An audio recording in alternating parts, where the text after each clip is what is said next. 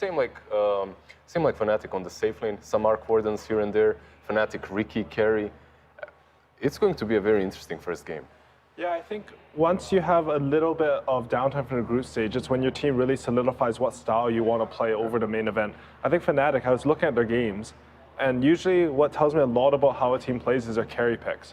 If you look at Raven, he's playing hard carries, he's playing Weavers, he's playing Ursas, he's playing Razors, he's playing everything. Whatever. And while that flexibility can be really valuable as part of why Raven's such a good player, it also sort of tells me that they weren't able to really narrow down a style that they specifically wanted to play in the group stage. One hero that they did play, but they didn't really do well with, 0% win rate actually, is Tiny. So Fnatic, they just ban it out instantly. Elder Titan, me and now, we were talking about the most valuable first pick. I really think ET in the current meta is most likely first phase material. As it opens up your draft, it can go in any direction. Meanwhile, there is still IO left in the pool, which isn't, well, they're taking their time. It isn't really Team Spirit's playstyle. And it's sort of weird that you take your time when you've had so much time to prepare for a match. You've probably gone through a lot of scenarios. This means that Fnatic did something that they did not expect, or they want to, like, someone thought of something a bit last minute. Okay, so it's IO. So as you were saying, I would say not the most comfortable support for them, but they can definitely play it, and they have played it. Definitely. I agree. I want to mention what you said about the ET. I think ET in this patch is sort of like a net worth deflator for the enemy carry, and the patch is very carry focused. So every time you have an ET in your draft early, it makes it so that it's harder for the enemy team to figure out which carry to pick for themselves. You just take away all the armor, right? And Morphling suddenly becomes not a hero for your team. Your carry will kill their carry in 2 seconds, no matter what the matchup Meanwhile, is. Doom is still left in the pool, Luna is still left in the pool. I value these heroes quite highly against the Tidehunter. Maybe Luna a little bit more because you have an IO already on your team. Right? Can you I can see explain that that matchup? The matchup with Luna and IO? So when it comes to the Luna, the lane is one of the best, I believe, for the carry to offlane matchup, depending obviously on position 4. But you have a Giga Chad collapse on your side. You're getting that Mars in the first phase. There's plenty of carries, but collapse on Mars looks like no one else. He's played this hero forever, and he's always looked good on it. Even this tournament where I think Mars had a fairly weak win rate, Collapse and Team Spirit, they went 3-2 with it, which was respectable. And even in the games he lost, like, he was getting these, like, crucial double spears, and it looked like he's carrying team events. You look at the fight recap, he's done 4k damage on Mars. You're like, what? When I look at Fnatic as well, Collapse and praising him aside, as we're doing it, I feel every single panel.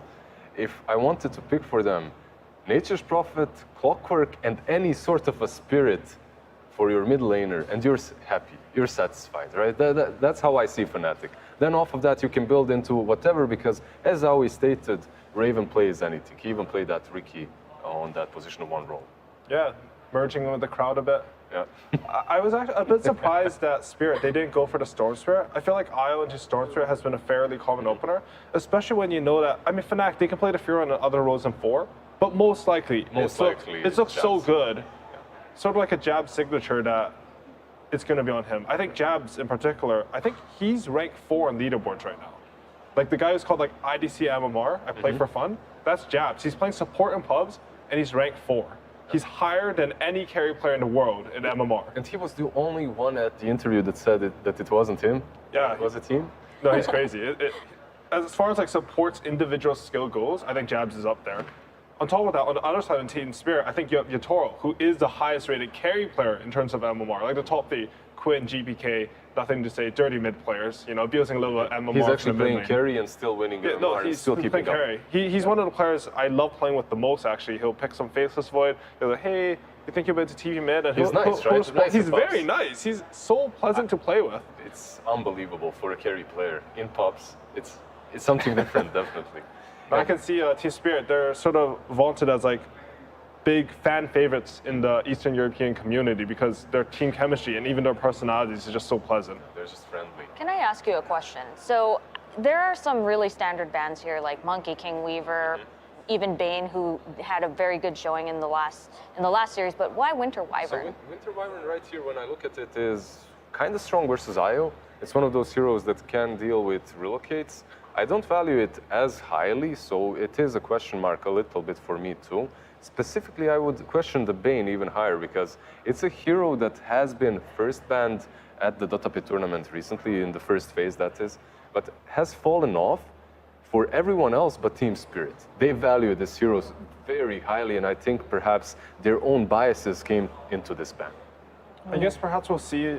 Honestly, I don't have a good read on what they're going to pick next. Yeah. Like Winter Wyvern Bane bans, I guess that's some like single target physical core. That's like Pretty easy much. to isolate with grip or to counter with the Cold Embrace and the Curse. So That's why the Sven and Yrsa bans, right, on the other yeah, side. exactly. So I guess Fnatic had a better read of that. They instantly saw like, oh, they're banning something. I think something that's interesting about the draft is oftentimes your bans are more dependent on the other team's bans than their picks, especially when you pick sort of like an open lineup like a IO Mars. Yeah, and with the Lion ban, Storm Spirit was 100% coming. That was an instant pick. Knowing right after the Fnatic, ban. knowing how they want to be playing, if you see that Lion being banned out, you know Storm is coming. This is a hero that they are feeling very comfortable on. Pretty much any Spirit on that mid lane for them works, but Storm Spirit, I think, is slightly better than any other, and Chuan will have a lot of fun on. I think in the last couple of matches, we saw Storm go against his Spirit brother Ember, and Storm dominated the lane. I feel like getting that Storm is also sort of buffing up Jabs' Furion on position 4, because I feel like Furion on position 4 should be less comfortable playing against these Spirits that can kill him. For sure. You don't want to be playing into any sort of hero that can jump you. We've seen Monkey King even struggle at the same way in the last series of VG versus VP. But there comes the Luna that we've talked about. Yep. Luna actually with the Disruptor. So it will be some IO. Do you think IO will lane with Luna? Do you think this will be Disruptor position 4? I think IO Mars just giving him some sustain most likely, but I don't particularly have a good read on it. Like I think it'll depend a little bit on what carry they see. Like maybe it'll be what hero they can pressure, because Fnatic, they're not really showing their 5 or carry right now. They do have like basically 2 counter picks now as they are second pick. I want to mention that Fnatic, they banned the Sven and Ursa, as you're saying, because they banned Winter Wyvern and Bane. I always feel like, especially this tournament, when it comes down to it, in the lower bracket, a lot of carries are favoring Luna right now. She just, especially since easy, the anime, right? yeah, it's so simple. Everything you do, you're lane strong, you farm fast, you team fight well, you have night vision, your timings are simple and easy. Everything is like in your control, so you can focus on dealing with the pressure and like I making good completely calls. agree. I'm instantly reminded of the Naga versus the Luna matchup, that one game in which it's just so much harder to execute sad properly game. with the Naga. By the way, they banned out the TB on one side, and I'm wondering for Team Spirit, okay, you banned out the TB, but where is your reliable catch for the Storm Spirit? You have Mars, but he's not that reliable. The Glimpse as well, it works, but it's, what, are you going to be predicting every single time he zips in to It's like set up the static you have storm? to. It's pretty hard because you can glimpse storm. He can't OT out of it, right? But you have to see him when he's 4 seconds from when he jumped, or he just jumped you on Disruptor. Like on paper, it often looks like Disruptor's really good against a lot of these Spirit heroes, but they actually just end In up jumping and reality, killing you. Yeah, exactly. it's not easy. And the same thing can happen for this IO. So both of these supports kind of suffer from the same things, and that's heroes that can get on top of them easily, which is something that Fnatic has already got. They have the Storm and the Prophet to TP behind the enemy lines. I like this Ogre Magi pick coming out, assumably for DJ on Fnatic. I think if you look at their heroes right now, Tidehunter, Storm, and Furion, they all take up a lot of farm. If you have heroes that soak up a lot of farm like that, I think the Ogre Magi is like his frontline tankiness and his Bloodlust are just good to enable those heroes. On top of that, I feel like Fnatic, they play like such a freestyle. Sometimes Jabs becomes an additional core, right? If you're bloodlusting 4 heroes instead of 3 heroes, it's just all the more effective. And it's something very simple, right? It is, it is. He's It's going to stable. come into that lane. He's stable, he will bully you out. And later on in the game, he doesn't require any farm at all because all of his teammates so far are looking fairly on the greedy side. Meanwhile, that Ricky gets out by Team Spirit. This is something that we mentioned earlier. They Right. played it on position 1, and sometimes when there's one of these niche picks picked by a certain team, if you're playing at the lower bracket, you need to ban that out. You can't test your luck. And I think they're also banning it because it is good versus those heroes. A classic counter to Mars, backstab versus Bulwark. Also, you have double Blink range out of the support. arena as well. Yeah, right? it's a carry that you give vision and then the Storm jumps, both your supports die. Luna, she's a good hero, she's solid, she's easy to play with, but she's not really that. I mean, she sort of is a 1v5, but she's not. I don't know how to particularly word it. It's like you take all the farm on the map, but you can't fight the enemy alone. Like, you're more of a frontline hero. We saw in the EG versus Elephant series. You want to congregate around Yeah. her, converge, and go take objectives, Yeah, because right? she gets super tanky because she's built so many items. Like in the EG Elephant series, they were all landing Arteezy, and his team would win every fight because that's what they were using his net worth for. It's the same thing here. Like if Ricky was able to scout all his team and they killed them all, I don't think Luna can do it the other way where all her team's dead and then she's What do you left think alive. is some? Well, it's just the Queen of Pain. I'm perhaps expected Void Spirit to be banned out. They go with the Ember Spirit. So basically, what they needed is a hero that can go in first that also brings a little bit of control. Ember Spirit is probably that one. We've seen this matchups throughout the day multiple times already, and Ember has done actually extremely well at the tournament. I think this might even be a hidden strongest spirit out of the three. I think Ember's, Four. honestly, he's my favorite hero of the tournament. I do think that today specifically, Storm has had really good lanes versus Ember, but we saw in the LGD series, Ember's timings and like the pace of the game you can play, one mistake from the Storm team, and he can just completely take over the game.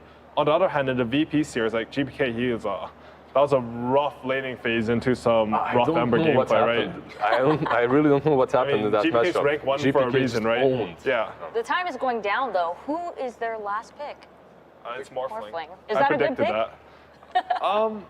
Okay, so Morphling, at least straight off the bat versus Ember always used to be good. You turn into the Ember, you bring a lot of control to... That was usually on the mid lane matchup, however, Yeah, but still, it's all right. They also don't have a natural Spirit Vessel carrier. Like, I don't think Isle or Mars really want to buy it. I actually really like Luna in the Luna versus Morphling matchup just because you have that magical burst. But Luna's recently have gone for more of a farming build. Eventually, you do get up that magic damage. It's probably a fine pick. But I'm a bit afraid, like, if Storm doesn't have a good game, like, he has to do well in the lane in order to control tempo this game, because I don't think Tidehunter and Morphling are doing that. It's a little bit more on the greedier side of Fnatic. If the lanes don't go too well, they'll have to resort on Jabs and his split pushing capabilities to actually come back into the game. It is greedy, but if I've seen anything from Jazz Fearon, I feel like they use his knowledge and prowess on the hero in order to enable the hero that they need to work. So maybe this game we'll see some Ogres walking to mid, some Fearon TPN, and a collapse on the Ember that's already losing his lane. I wouldn't say that Isle Disruptor are the best supports to really help. You know, it's long gone the days of the support Isle. He TPs in, bottom leader carry once, they heal 600 HP. Yeah. It's not the same hero. You're rushing some mech, you're not really that strong. If they can manage to collapse on Ember, Fnatic's a team that opens up the map quickly and open up the map with the mid tower. I think their draft can work really well. So Lizard, what draft do you think on paper, all things I'll go considered? with the classic twist. Stories have been told about Raven's Morphling. In SCA, this is probably the best player on the hero. So player-to-hero matchup works really well for Fnatic. Storm Spirit on the mid lane as well. However, at the same time, I feel the complexity is on Team Spirit's side. It's much easier for them to execute this draft. I think it's very easy to get some farm on that Luna, converge together, and start taking objectives. But if you were to pick one team, which draft would you put above the other? Oh, Team Spirit, yeah. Okay. Well, we will see. But AUI, what do you think? I really like Fnatic's chances in this game. For me, like, I don't know, just something about Jabs' Fear on being able to snowball a Storm sounds good It's to me. hard to go against it. Yeah. All right, well, we will see how this game plays out. But first, an interview with Jake and Sunbee. Thank you very much. Hello, hello. I am here with Sunbee, coach of Fnatic. How are you doing, sir? Doing great, doing great. Fantastic. Let's talk a little bit about that draft. People have been saying that this Tidehunter is a bit of a trap, that teams are letting other teams pick it and then falling into their spider web of lies. How are you feeling about Tide? You feeling confident? No trap, right? I mean, we like the hero. I think it's a good hero. If you don't win with it, is it the hero or the execution? I don't know. But we like it. All right. Glad to know that. What do you think? Any surprises in that draft? Were you guys going to pick Ricky? I saw they banned that last. Ricky is in our arsenal. Is there any surprises? No, not really. That guy does have a very good Mars, so we'll see how that goes. All right, well, I wish you the best of luck. Thanks for giving us a little bit of insight, and have a fantastic time in your game. We will throw it back to you. Thank you so much, Jake and Sunbee. throwing it out there. He's got a pretty good Mars, Trent. Yeah, wow. We've seen it. Shocking. Turns out coaches do their research, and they're well aware that he's perhaps, I mean, that's the second time now that he's actually been complimented by his opponent on his Mars play. So I hope they're showing Collapse these interviews after. I mean, they keep on giving it to him, though, so who knows? True, not much of a compliment, is it? No. Yeah, he's really, really good. You know, I they're just swear, telling some lies guys. to this guy. But we'll see how it ends up going. As they already are into this game, we did have a short pause at the start, which means we get no gameplay at all right into that one. I'm really curious to see how this whole matchup works out with, you know, getting, again, the Nature's Prophet on jabs. He's looked so impressive on it in many of the games that we've seen, blocking out camps, and particularly when you're playing against this Io Luna, the hero that wants to stack up those Ancients. It's going to be annoying. Yeah, and it goes the whole game, too. It's not just like this early game sort of acceleration and ramp up that you're preventing on the Luna by stopping those Ancient stacks. It's also just the full-out vision game throughout the match, trying to figure out exactly, like, you know, where should we smoke to right now, right? You know, or just like catching some random creep wave and delaying it to mess with some sort of a push you might be going for somewhere else on the map. Just very good at changing the game state from this hero, and truly a very unique hero movement-wise. And on top of that, they have the other hero with the most freedom of movement in the entire game in Storm Spirit. Not bad at all if that's the thing that you're trying to prioritize. Is we do see the movement out onto those bounty runes, and it looks like it's going to end up being 3 for Team Spirit, actually, as Collapse able to pick up both of those up on the top side of the map. Not bad at all, not bad at all. And heading out to the lanes, already they're going to have the Io dual lane together up there on the top side with the Mars. Oh, look at jabs down here. Look at this damage with the Blyson. Oh, yeah. Getting in there. Unfortunately, Luna, she's a little bit fast, so she won't be punished quite as hard as others. Also didn't get a creep block off. That could have been pretty good, but still, that's free right there. Well, you can see now as we take a look at all 3 of these lanes, Chuan playing against Toronto Tokyo, and the panel talked about this already, the sort of woes that we saw in the laning stage the other day. Some of that felt like, you know, maybe potentially nerves out on the big stage or what have you. Don't expect to see a sort of outplay that significantly in this one unless things go pretty tragically in the early going for Toronto Tokyo. Yeah, we'll hope it's not like last series. That is for sure. If you're going for the Ember squad here. I believe the last time that we watched Fnatic here in their lower bracket match versus Undying, they also had the Nature's Prophet, and they're playing it versus this Disruptor too, I think. Or at least we've definitely seen this before, but yeah. Nature's Prophet into Disruptor, not a great time. There's not a whole lot you can do, obviously. You can throw out some Thunder Strikes, try to reduce the treants, but they're just so tanky as well. You know, if you don't have that Ench counter to steal away the treants, it can be a very hard time trying to deal with it. Right, and I think that what we saw before was that they were able to kind of go all in with, like, you know, a Thunder Strike and then also the Loosen Beam, and there's a little bit of a step. Because it was the core. Exactly. That was in our previous match, that was actually one of our other squads with the Nature's Prophet. But so far, so good. 10-1 on the Ember and 9-2 for the Storm Spirit. But everything looking fairly standard as far as the lanes are concerned. Toronto Tokyo here is going to get a stack on the small camp. No early movement, or actually, never mind, he's not. He's just going over to get the rune. Don't worry. It's okay. At least he has a small camp, right? You know, they've gone over, they've blocked off tunes, so very annoying to deal with. This is a great way to shut down a storm early. Anything that you can to slow down that snowball that we've seen so often. And particularly, you know, a couple of these heroes at various points have looked really strong together. You get a little bit of a half pull there by DJ. Now, will he go for the high ground sentry? Oh. He's come back first. Let's be very tense here, because you can cover the whole camp from the high ground sentry, and if he goes for the pillar sentry from June, he's going to get that Obs ward for free too. It's really nice. You can see Jabs, nice move over there to sneak away the water rune. And Toronto Tokyo going to take a bit of a beating, but still should be perfectly fine with that. That's one of the strengths, though, obviously, of this Nature's Prophet. You can see he's also leaving the one treant up on the high ground to try and block out and kill the bounty rune. If you can see over there, yeah, though, too. Yeah, Toronto Tokyo not able to do it. Yeah, couldn't get it in time, though. Toronto Tokyo gets there, so very nicely done. And also losing the courier. So now down to the bottom lane goes Jabs to try and give a little bit more assistance over to Death, but Death just doing kind of fine. It's that nice sphere up top, but... Yeah, well played. Pushes him back in afterwards, and DJ.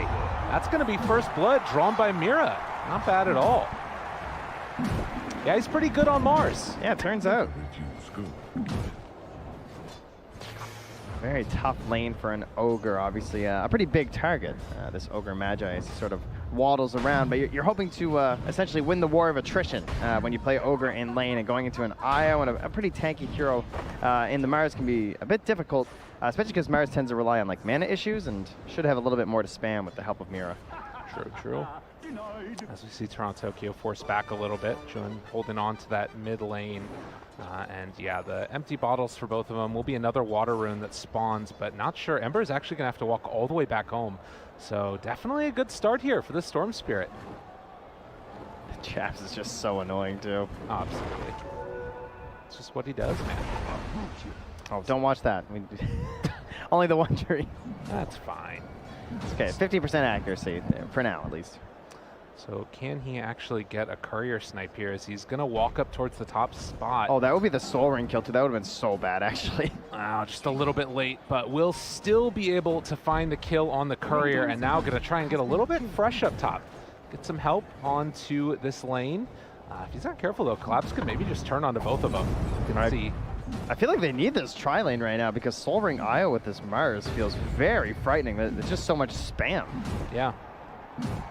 In fact, just chasing Raven down, keeping that pressure on to the Morph lane. Only 14 CS so far, getting doubled up right now by the Mars. And, I mean, this is why people don't give it to him. He's deadly.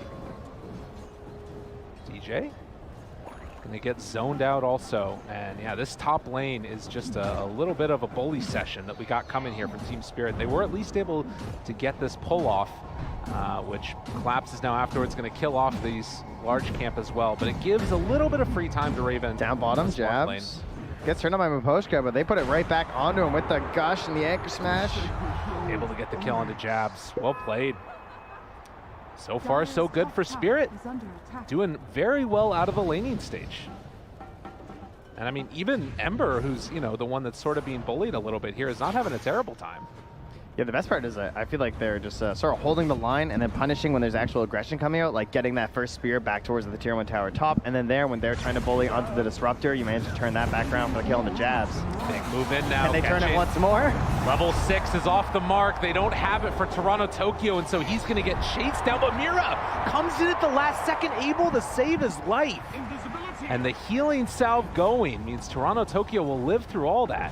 It's very good to be proactive in Dota, but that's 3 times now where they're just not getting their mission completed, right? Yeah. You're not getting the kill onto the Ember. Sure, you're punishing and you force a rotation, but that was 3 heroes coming in from Fnatic, and Mira relatively simply able to just get there and make the save without really forcing his allies to miss out on very much. It just looks so clean right now from Team Spirit. Like, every move that they're making is either finding what they want for the kill or salvaging something that Fnatic is trying to make into a little bit of a disaster for him. You can see that movement over from Disruptor, smoke up, and not able, or rather the Invis rune taken, and now is going to come and check out the Storm. Can they do anything there? Doesn't look like it. So back to the races. Juan's going to head back home, maybe look for that 8-minute rune to get a little bit active, but already done with the armlet on freaking Mars. Collapse is very large. Okay, we got a trend going here, huh? Right? Lots of armlets popping off here lately in the off lane, and sort of treating it like a little mini Midas, perhaps, in a sense of just like, you know, I'm gonna off to a really good start. Maybe I don't need my initiation item as early. I want to be a little bit greedier. Right. But there is a ton of synergy, of course, when you have an IO, right? It's just gonna be better than normal, just because you're like focusing more on sustain and living longer in the engagements. You know, one good toggle could be that extra save that comes off in the team fight too, or just that little bit of HP that you can help for the IO to like push you over into future survivability. It's definitely a little bit of a different look. It's something that's, like you said, been gaining popularity as Juan back behind the tier 1 tower. They're going to try and cut this wave and get some pressure onto mid, as Ember is nowhere to be found for the moment. He's off on the bottom side. Maybe this is what those offlane IOs needed. Maybe Yeah, this is what they were missing, you know? A real offlaner with them? What are you talking about there? Well, I meant an armlet, but that would also go pretty well too, I suppose. That's fair. Well, Toronto Tokyo has completely abandoned mid, as that is definitely necessary And in the meantime, Maposhka is soaking up a lot of experience on this Disruptor, almost level 6 now, as they're going to do another pull through. Looks like they're going to catch onto that range creep, but this is going to be some pretty solid pressure onto this tower if they want to keep it up. Disruptor, not the hero you think of for trying to like hold back these towers, right? Especially with a 1-3-1 build, you're thinking of like Winter Wyverns and everything, but the fact that they're not jumping, Fnatic just maybe a bit hesitant with some of the earlier plays not working out. I prefer this instead, just moving to the camp and sort of messing around with Toronto Tokyo. Careful, careful. He's got a haste rune, right? It's the rune of invincibility. True enough. No one's ever been punished by getting a little bit too ahead of themselves with a haste rune. Not even one time. But yeah, 8 minutes, so only 2 kills, but a 2,000 gold lead as Team Spirit have just been a little bit more efficient around the map. But Fnatic, wanting to get a little bit of something going for themselves, are going to pressure and take that bottom tier 1 tower. Great play, right? Luna's hitting Ancients, you take a tower. That's essentially the trade here. Now they want to get their own pressure into the top lane, but you gotta imagine Raven's got help coming, right? I mean, right? I think so. Does he need help? You know, maybe he's got this by himself. Waveform, TP out. Oh, but nothing to break the TP. So that is Arena used. Spear still on cooldown. Team Spirit.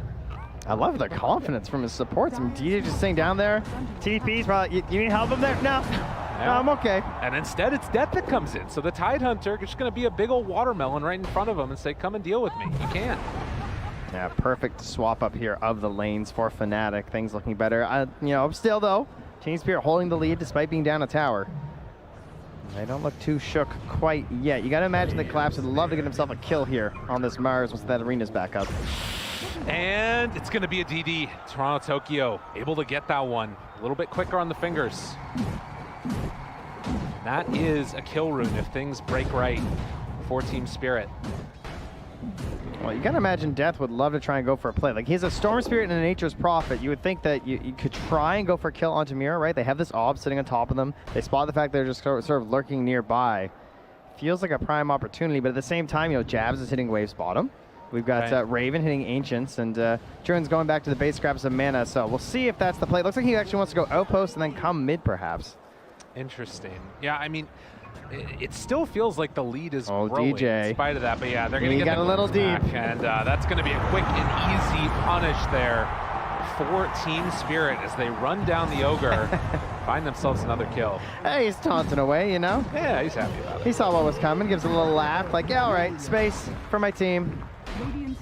I like this play from Collapse, though. Can't go for kills, goes for your stacks. Heads in to farm up some of these neutrals that Chuan was looking for. A little bit of a battle going on for these ones here, and he's thinking about it, wants to jump. They're smoking now towards Namira with Death coming in also. Jabs there, the jump away, tries to live, and Collapse will get out, but they lose the IO. Oh, so I think Team Spirit were thinking about contesting that. They'd actually smoked up Yadoro as well as Maposhka, and we're sort of moving that way, but it looks like Collapse just made the call, like, no, not worth. Like, don't bother coming. Yeah. Now Mira makes some space, he TP's out. Much like DJ being sacrificed, they'll allow Mira to fall for the benefit of the squad. Still standing tall, feeling comfy with where things are at, it looks like, on Team Spirit. As it's just that slight lead that has not ballooned out yet. But the glimpse back in the Static Storm, able to pull and kill potentially this Storm Spirit. A nice jump, but no! He gets the zip away and able to dodge that last hit. The Thunderstrike, but there's the relocate coming in, trying to find Chuan. Can they get him though? Collapse the spear, not quite gonna be on the mark. Mira, they walk in, the Rabbit's just safe. Surely no! He gets away! Are you kidding me? Unreal. Toronto Tokyo even lurking in the area, wants to find something in exchange for all this with the invis, but he can have a courier. In terms of that's what he wants. Wow. It's a very small prize after what looked like a mid kill. Yeah, unbelievable stuff. Great saves coming in there from the team. And it just feels like Fnatic finally getting themselves their own stifling of some moves there as Team Spirit trying to go for the plays. Still a healthy lead here, 3 to 4K-ish net worth for Team Spirit. And Yadoro just making his way through the jungle here on this Luna. Top of the last hits, top of the net worth, and you know, to see Collapse so close behind as well. Having an absolutely fantastic game for 2 of the cores here on Team Spirit. He really does feel like he's been the one that's been able to set that tempo pretty consistently as the spear's going to come out now onto Death. Stand back, I'm hitting the tower. Move out of the way. And Death is slowly but steadily getting whittled down. Still 80 seconds before Ravage is up, and he has to actually back out of there. They can't fully commit for the kill, but if he sticks around, he will die. So waddling is a little bit OP for the Tidehunter, as he will walk away from them all. Well, they're going to clear up the vision around here first. Again, just sort of playing the front line here for Yatoro. Like the way that they're moving across the map, sort of having to balance out any potential smoke ganks that could come towards their precious Luna. Just continues to rise there. I imagine Fnatic just looking for that first big item. Particularly the Orchid for Chun was being looked at here, and has one of the Oblivion staffs done, and then of course have an opportunity to perhaps kill Toronto Tokyo. Toronto Tokyo though is going straight for the BKB this game after the Falcon play. And we saw something also as that was going on mid.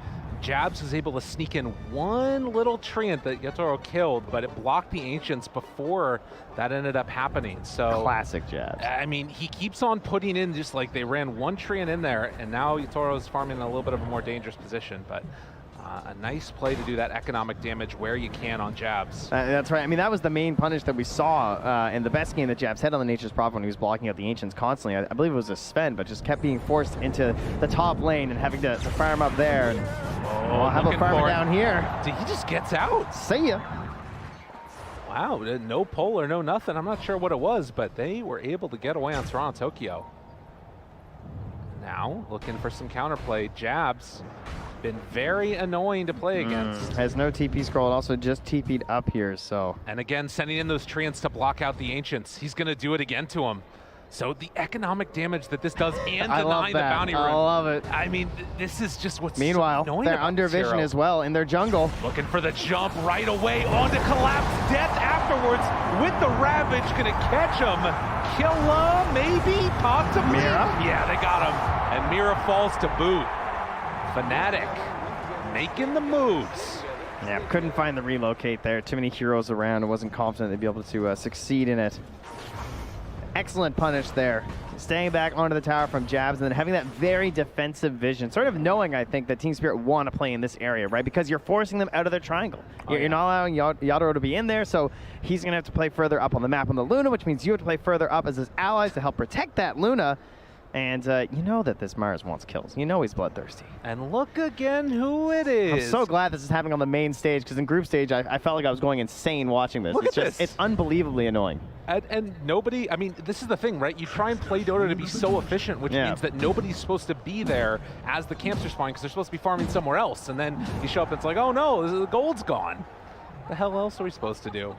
This must just break a carry player's heart. You know, they got all their little spreadsheets. Yeah, I love how he pings it too. And then look, they're checking for wards. Right, so there's a ward spot back there where you can break a tree and plant a sentry, and the only way to see it is those vision type spells. Oh man. My poster's gotta be like, dude, I promise you, there is no sentry in there. So frustrating for Team Spirit, and this is the punish. The Nature's Prophet getting picked. I swear, even if they lose this game on Fnatic, like I feel like this has got to be so taxing to play against. Hello again. They need a theme song or something at this point. They're just there. And like, you know, Team Spirit, they're up on the other side of the map trying to make things happen. And in the meantime, they're just passively. Oh, here we go, though. That's an Orchid reveal. This would be a good kill if they can get it. And it looks like they will. Toronto Tokyo goes down. Fnatic making these plays. We got a very dangerous 1,000 gold to farm here for an Ember Spirit when a Storm is going to be roaming the map looking for your head. That Orchid always going to be prepared and searching for you, I am quite sure. Close to the BKB. Oh, but look at this. Right away, getting a little bit of retribution. That ward, ladies and gentlemen, making it easy. Even having the sentry just so close by to catch that Obs ward, but you know, the vision there from Chun obviously not enough to save him. And Jabs just going to TP out of that one. The Collapse relocate back with Mira to the bottom side of the map. And again, Toro not to be dissuaded from keeping the pressure on and now farming into their jungle potentially. Has the BKB. Where do we go from here? Well, I imagine Team Spirit are going to try and bait out Toronto Tokyo. Might see a play like that, where you can see them now, like Collapse and Mira, kind of like shadowing Toronto Tokyo on the map because they have the BKB on Collapse. So perhaps hoping that a similar jump play will be attempted there from Fnatic, and they'll look for the punish once the Storm's back up. But Very deep vision here from Fnatic, spotting out actually all the movements lately from Mira and Collapse. Over on the right-hand side of the mid lane, they had wards there. Now they just moved through the triangle. That was also just spotted again. So they should have a very good idea of the current game plan here from Team Spirit, and it involves the death of that top tier 2 tower and taking over your jungle. You can see that these Treants also in on that vision game. They're going to pull him back in now. Catch on the jabs, caught onto a tree, and killed off. So Team Spirit tired of the shenanigans and wanting to keep the pressure on, take down this tier 2 tower, turn to the outpost. Yeah, I doubt this glyph will end up stopping their assault here. So as you said, right on through. And big goals attained here for Team Spirit. Now instantly TPing down to that bottom lane as well. Collapse coming down here. Relocate as well with the glimpse. Pulls him in, right in to bring him down as they turn onto death. Gonna find that kill. There's a lot of fancy stuff going on by Fnatic, but Team Spirit just easy peasy take it down with the Luna IO. Well, we got a lot of BKBs being worked on this game. We're trying to get as many kills in as we can before they're out here. About 400 gold away there for the Tidehunter as well. So some early BKBs pretty much for everybody in this game, and that means that if we head into that mid and late game, we're going to be having to keep a careful eye on a lot of these timings. Something to watch for sure. The Team Spirit, they don't want to get to that late game necessarily. If they can keep this going, go right into Roche. It is going to be scouted. And obviously with the Storm Spirit, with the Tidehunter coming back up soon, can Team Spirit do this in time? I mean, they know it's happening. Fine. Yeah, okay. No, thank you, says Fnatic. It's death. Don't bring him over. They're thinking about going. They're thinking about going. They're going to be a little bit too late though, and now they walk right into this one. If he's not careful, might end up getting chased down and killed. Does have Ravage still. The glimpse back in, immediately caught the Ravage used by BKB in response. Team Spirit, they're too strong. Mira, silence, chased down, but they can't find that finish. So the trade ends up being a 1-for-1, but Ravage used. Yeah, Ravage used. And another one afterwards. DJ pulled back in by the glimpse, and Jabs also. Jabs. Oh, he's so slow. Throws out the Sprout, doesn't have anywhere left to go, and he too will fall. Team Spirit having none of the shenanigans. All that from a Roche Fnatic even knew was going on, but that temptation to contest. You have the Storm, you have the Ravage, you think, oh, but what if we could just, get in there and grab the Aegis? Chuan's like, I've done this. We did a group stage. It was awesome. I zipped right through. I killed Roche. I took an Aegis.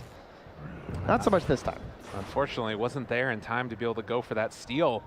And now Team Spirit, again, coming down from that upper bracket, looking to try and go up game number 1 in this best-of-3 elimination match. A 6,000 gold lead. And time and again, we're seeing this Luna pay dividends. Well, they want to keep the pressure up here with the Aegis smoking up. That's a Daedalus. That's a big item. That's a lot of damage. 15,000 net worth right now on this Luna. And that arena and the Ember, like the chase down potential as well as the setup for the relocate, there's just so much time, It's going to be very hard to get away. The BKB's here for Tide, though. Oh, they're coming down bottom. They had a good idea of this, too. Now, he does have TP. He has the Essence Ring as well. This is one tough Storm to get. Jabs also using his ward to TP in here. And instead trying to get aggro. Able to find a kill, but does it come at a cost to relocate in? Chuan going to fall. Jabs afterwards also in the dirt. I feel like Chuan's just like, oh, there was a tree there, right by that little signpost. Very unfortunate. Thinking about chasing this now with the relocate. They couldn't take the outpost in time. Has to turn into the IO to tether away. Oh, man. That was the skin of his teeth there. That's a pretty quick move. Yeah, not bad. I mean, to be fair, he knew the IO was coming for a while. But True, yeah. true. Nonetheless, impressive stuff. Well, Fnatic this time trying to find little pickoffs during an Aegis timing, hoping that you can utilize that time to, sort of delay your opponent from pushing as a single, 5-man blob. they get punished, going for it, using their own wards. And now, of course, with the Storm being dead, and now this Aegis having been there for a while, your vision starts to decay in these situations. Like for Team Fnatic, because they just haven't been across the river in a while. They got one ward left. It's going to expire soon. So now the wards are going to get very defensive here. And with the range of initiation that you have on the side of Team Spirit, sometimes these defensive wards, they're not very helpful if there's any vision ahead of the path here for Team Spirit. I imagine they're going to look for some really nice deep wards. Maposhka's got 3 sentries and 2 obs, so goes for one pretty deep in the triangle on a pillar, though, so may get dewarded. Would love to get one on the other side of the map, too. Yeah, this is the position where they're going to try and keep that pressure on, like you're talking about, and you can see at the same time, jab, getting going on. Hello, hello. It was nice of you to give that one away, but the ward drop down won't be enough to keep them alive. And even on a defensive ward on the high ground there from Fnatic to try and help against these situations, just so quick from Spirit, just not worried about a turnaround play. Really, of course, you have the Aegis and everything, not worried that he's going to TP out before you get there. They just want to grab that free pick and try and get some revenge on everything he was up to with their Ancients. Is it true?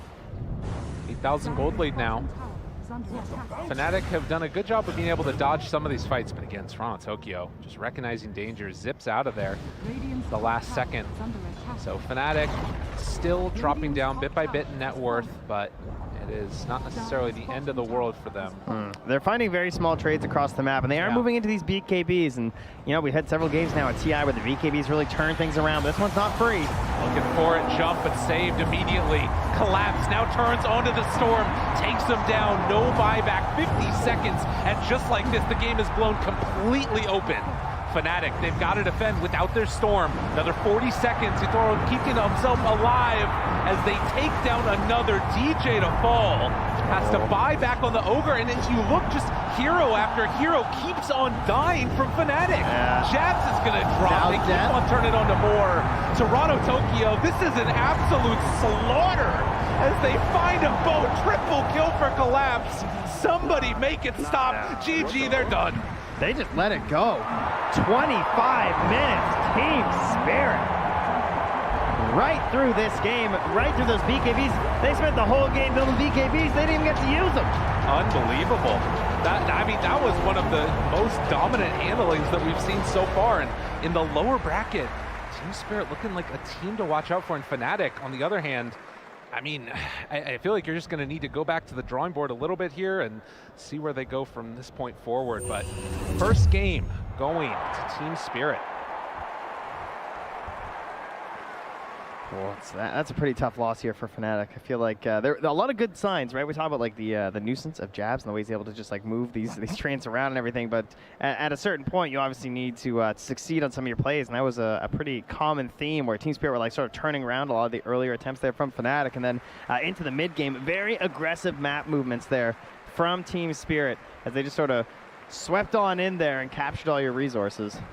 Yeah, and it felt like there was, these couple of moments where things were starting to go good, and then eventually the BKBs came online for the Luna. Toro was basically never touched throughout that game. 8-0 and 8 on a Luna is a really impressive feat. And I guess that, maybe thinking about trying to take Team Spirit out of their comfort zone might be what they need to go for here, and possibly think about removing that Collapse Mars. I think he's a very easy one to look at, too, with Collapse on the Mars, but I think Maposhka as well played fantastic on the Disruptor. Like, going for all that vision, how many of the pickoffs onto the Tide early before the BKBs, he's one of the reasons why they're forcing that item build to be rushed out so quickly. So it's not a single hero answer here, I don't think. Well, we'll see if anybody else has some answers. We'll head on back to the panel and let them break that one down. Thank you very much, Lyrical and Trenta. Lots of breakdown in that first game of the best of 3 elimination series between Team Spirit and Fnatic. Team Spirit taking game 1. I'm here with Kyle, Purge, and T-Gov, and we are going to try to break this game down. And I like what Trent says about Maposhka being one of the MVPs on this Disruptor, but I do want to start by talking about the Mars because, frankly, Kyle, that is the Collapse hero, his star hero. And we heard Sunby say it in the interview, too. Yeah, it's not just the hero even, it's this armlet build. It is 75 damage when activated on strength heroes. 15 base, 25 strength, 35 damage for 2,500 gold. Like, it's so value. You have to sustain from your Wisp, and you compare that to the enemy Tide who's got a hood. The offensive damage impact, it's just, It's a big difference, yeah. Like, and it's not just that Collapse is playing; it's that he also has an IO. So, like, Yeah. if it was a normal laning stage against a Morphling, he'd do fine, but maybe not crush as hard.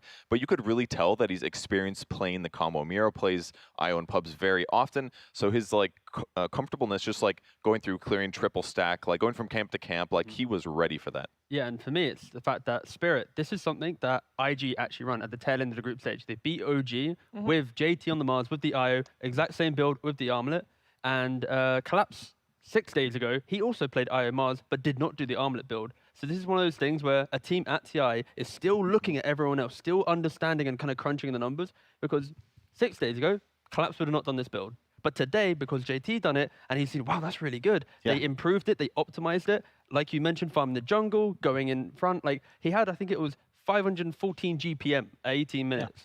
Wow. Compared to Luna, who had 542. Like they were top 2 the entire way. Like you do not see a Mars have this much farm in the game. And it is just the fact that Spirit, of course, Collapse is an incredible player, but they are still appreciating and observing all other teams in the competition so they can make sure that they can do the best when they play. Yeah, I also want to talk about this mid lane because we mentioned it earlier.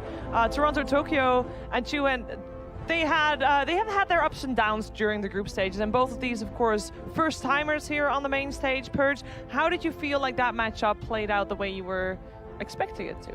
I mean, there was a lot of pressure. Naturally, Jeb sent trees over to contest runes, contest bounty runes. They did try to do some ganks on Toronto, Tokyo, but almost always he got out of them. And while his net worth wasn't as high as either Luna's or Collapse's on the Mars, it didn't matter because he basically aggroed space and eventually did set up some initiations. Yeah, because that Storm was supposed to be, like, they picked it third on Fnatic. That was supposed to be their key part of this draft. Yeah, trouble is you're playing against this Luna like death ball concept that buys BKBs and runs at you. You have no real play for that. But I think I look at the draft. I just think to myself, because I made this mistake as well when I would draft for my brother. You'd think to yourself, wait, he's playing Ogre. It's my best player. Why did I give him Ogre? You know, that's a hero for like the 30-plus Dota players. That's a puppy hero, you know? Just captain and vibe. This is not what I want to see DJ on in an elimination game, even if they've had success with it so far. Yeah, but that's the main thing, right? Like the way that they've been winning games right now, it's that like 6-7 minute collapse on mid lane, getting that kill on the mid lane, allowing Chuen to have that instant impact into the game, and then they're snowballing themselves. Like I'm yet to see a Fnatic game where they have been convincingly winning, where it's like even back and forth. It's like they will break down the map quickly and like be in your face, or it's like not at all, right? So I feel like Spirit, they've just done their homework, done their research, and they allowed Fnatic to have this game plan. And they're ready. Like Miro on mid lane, on the IO, he was just ready. He was like, okay, let's just save my Ember. Let's turn it around 2 minutes later and we'll win the fight. So right now, Fnatic, they came with their S tier strat, like the strat that got them to this position. 10, the low bright. Doesn't sound too good actually. But anyway, like I'm looking. But they're still in the tournament because of that. Exactly. And I think it's incredible they got here. But when they're doing the exact same kind of mannerisms in a game, which is, you know, play your side lane, pick strong laning heroes, run at mid tower. Like this is very kind of like textbook Dota. And I'm hoping that game 2, they can go, wait a second, we're incredible players. How about we like change it up? Because it's the same strat every time. Yeah, we talk a lot about timings over the last couple of days. It seems like that's the key word at this international. And it kind of felt, Purge, that the timings of Fnatic, they were there, but they were just a lot slower than on the side of Team Spirit, meaning they had a game plan, but in terms of execution, they just couldn't get enough. They couldn't get it. I think they just start off on too much of a net worth deficit, honestly. Morphling is a hero that traditionally can do a little bit bad in lane, but usually catches up with a couple crucial kills here and there, and he did participate in some of those, but like if he was like 15 CS behind Collapse at a very early point in the laning stage, and that can't be where you start your Morphling off. And so I think that one is just like, I agree with a lot of stuff Tigov said, but you can't lose your lane that bad. And basically, they took away Raven's best hero, gave him a bad matchup. That's not a recipe for success. It is not, especially because Raven, his Morphling was mentioned as the one to be taking it all on his shoulders and to move on from that. We also thought before the game started, and Purge Wizard had said that, these two teams are going to run at each other. And I think Spirit heard that, and they're like, yeah, that's exactly what we're going to do. Fnatic, a little uncharacteristic there, T. Again, it does kind of boil down to the fact that, you know, Jab's normally, like, okay, when you have heroes like Morphling, right, and they have a bad lane, the way to get back into the game is early towers and to make people react to your plays so that Morphling can kind of sweep behind and get that farm, right? But it does kind of lean into Spirit, always being ready in the right place, Because whenever, Furin comes to mid, they're not giving away these cheap towers, not giving away this cheap map control, and it does help that the Mars is just owning the enemy jungle, which is kind of like a rare character. We've seen it twice, I think, at TI, maybe, like this style of Mars, right? Most Mars players, they AFK in their lane, they kind of bonk, they spear, they chill, like they're giving away the farm. They're not like taking that and more. So I think Fnatic, honestly, just are kind of caught off guard. Like when you play a snowballing S lineup, you want to win lanes like Purge said, but I just don't think they were prepared to lose lanes in this way. Like this is kind of not a new way of losing, but like it's one or two times it's truly been shown. Well, that's what you pick Profit for this reason, right? The NP theoretically is going to give you an advantage, and then early towers, easy towers. And you have a Tide Hunter who goes this hood first, and then you can just kind of relax, defend your own objectives. But when you're getting outpaced on like all lanes, and you don't really have a good place to play into, teleporting onto an armlet Mars, that's just not going to work. Ember Spirit mid's always going to have a free escape, and Luna's just, farming whatever he wishes. So it's really just, I think, a lower bracket thing where the easier draft often wins. You even heard them say it on the draft panel.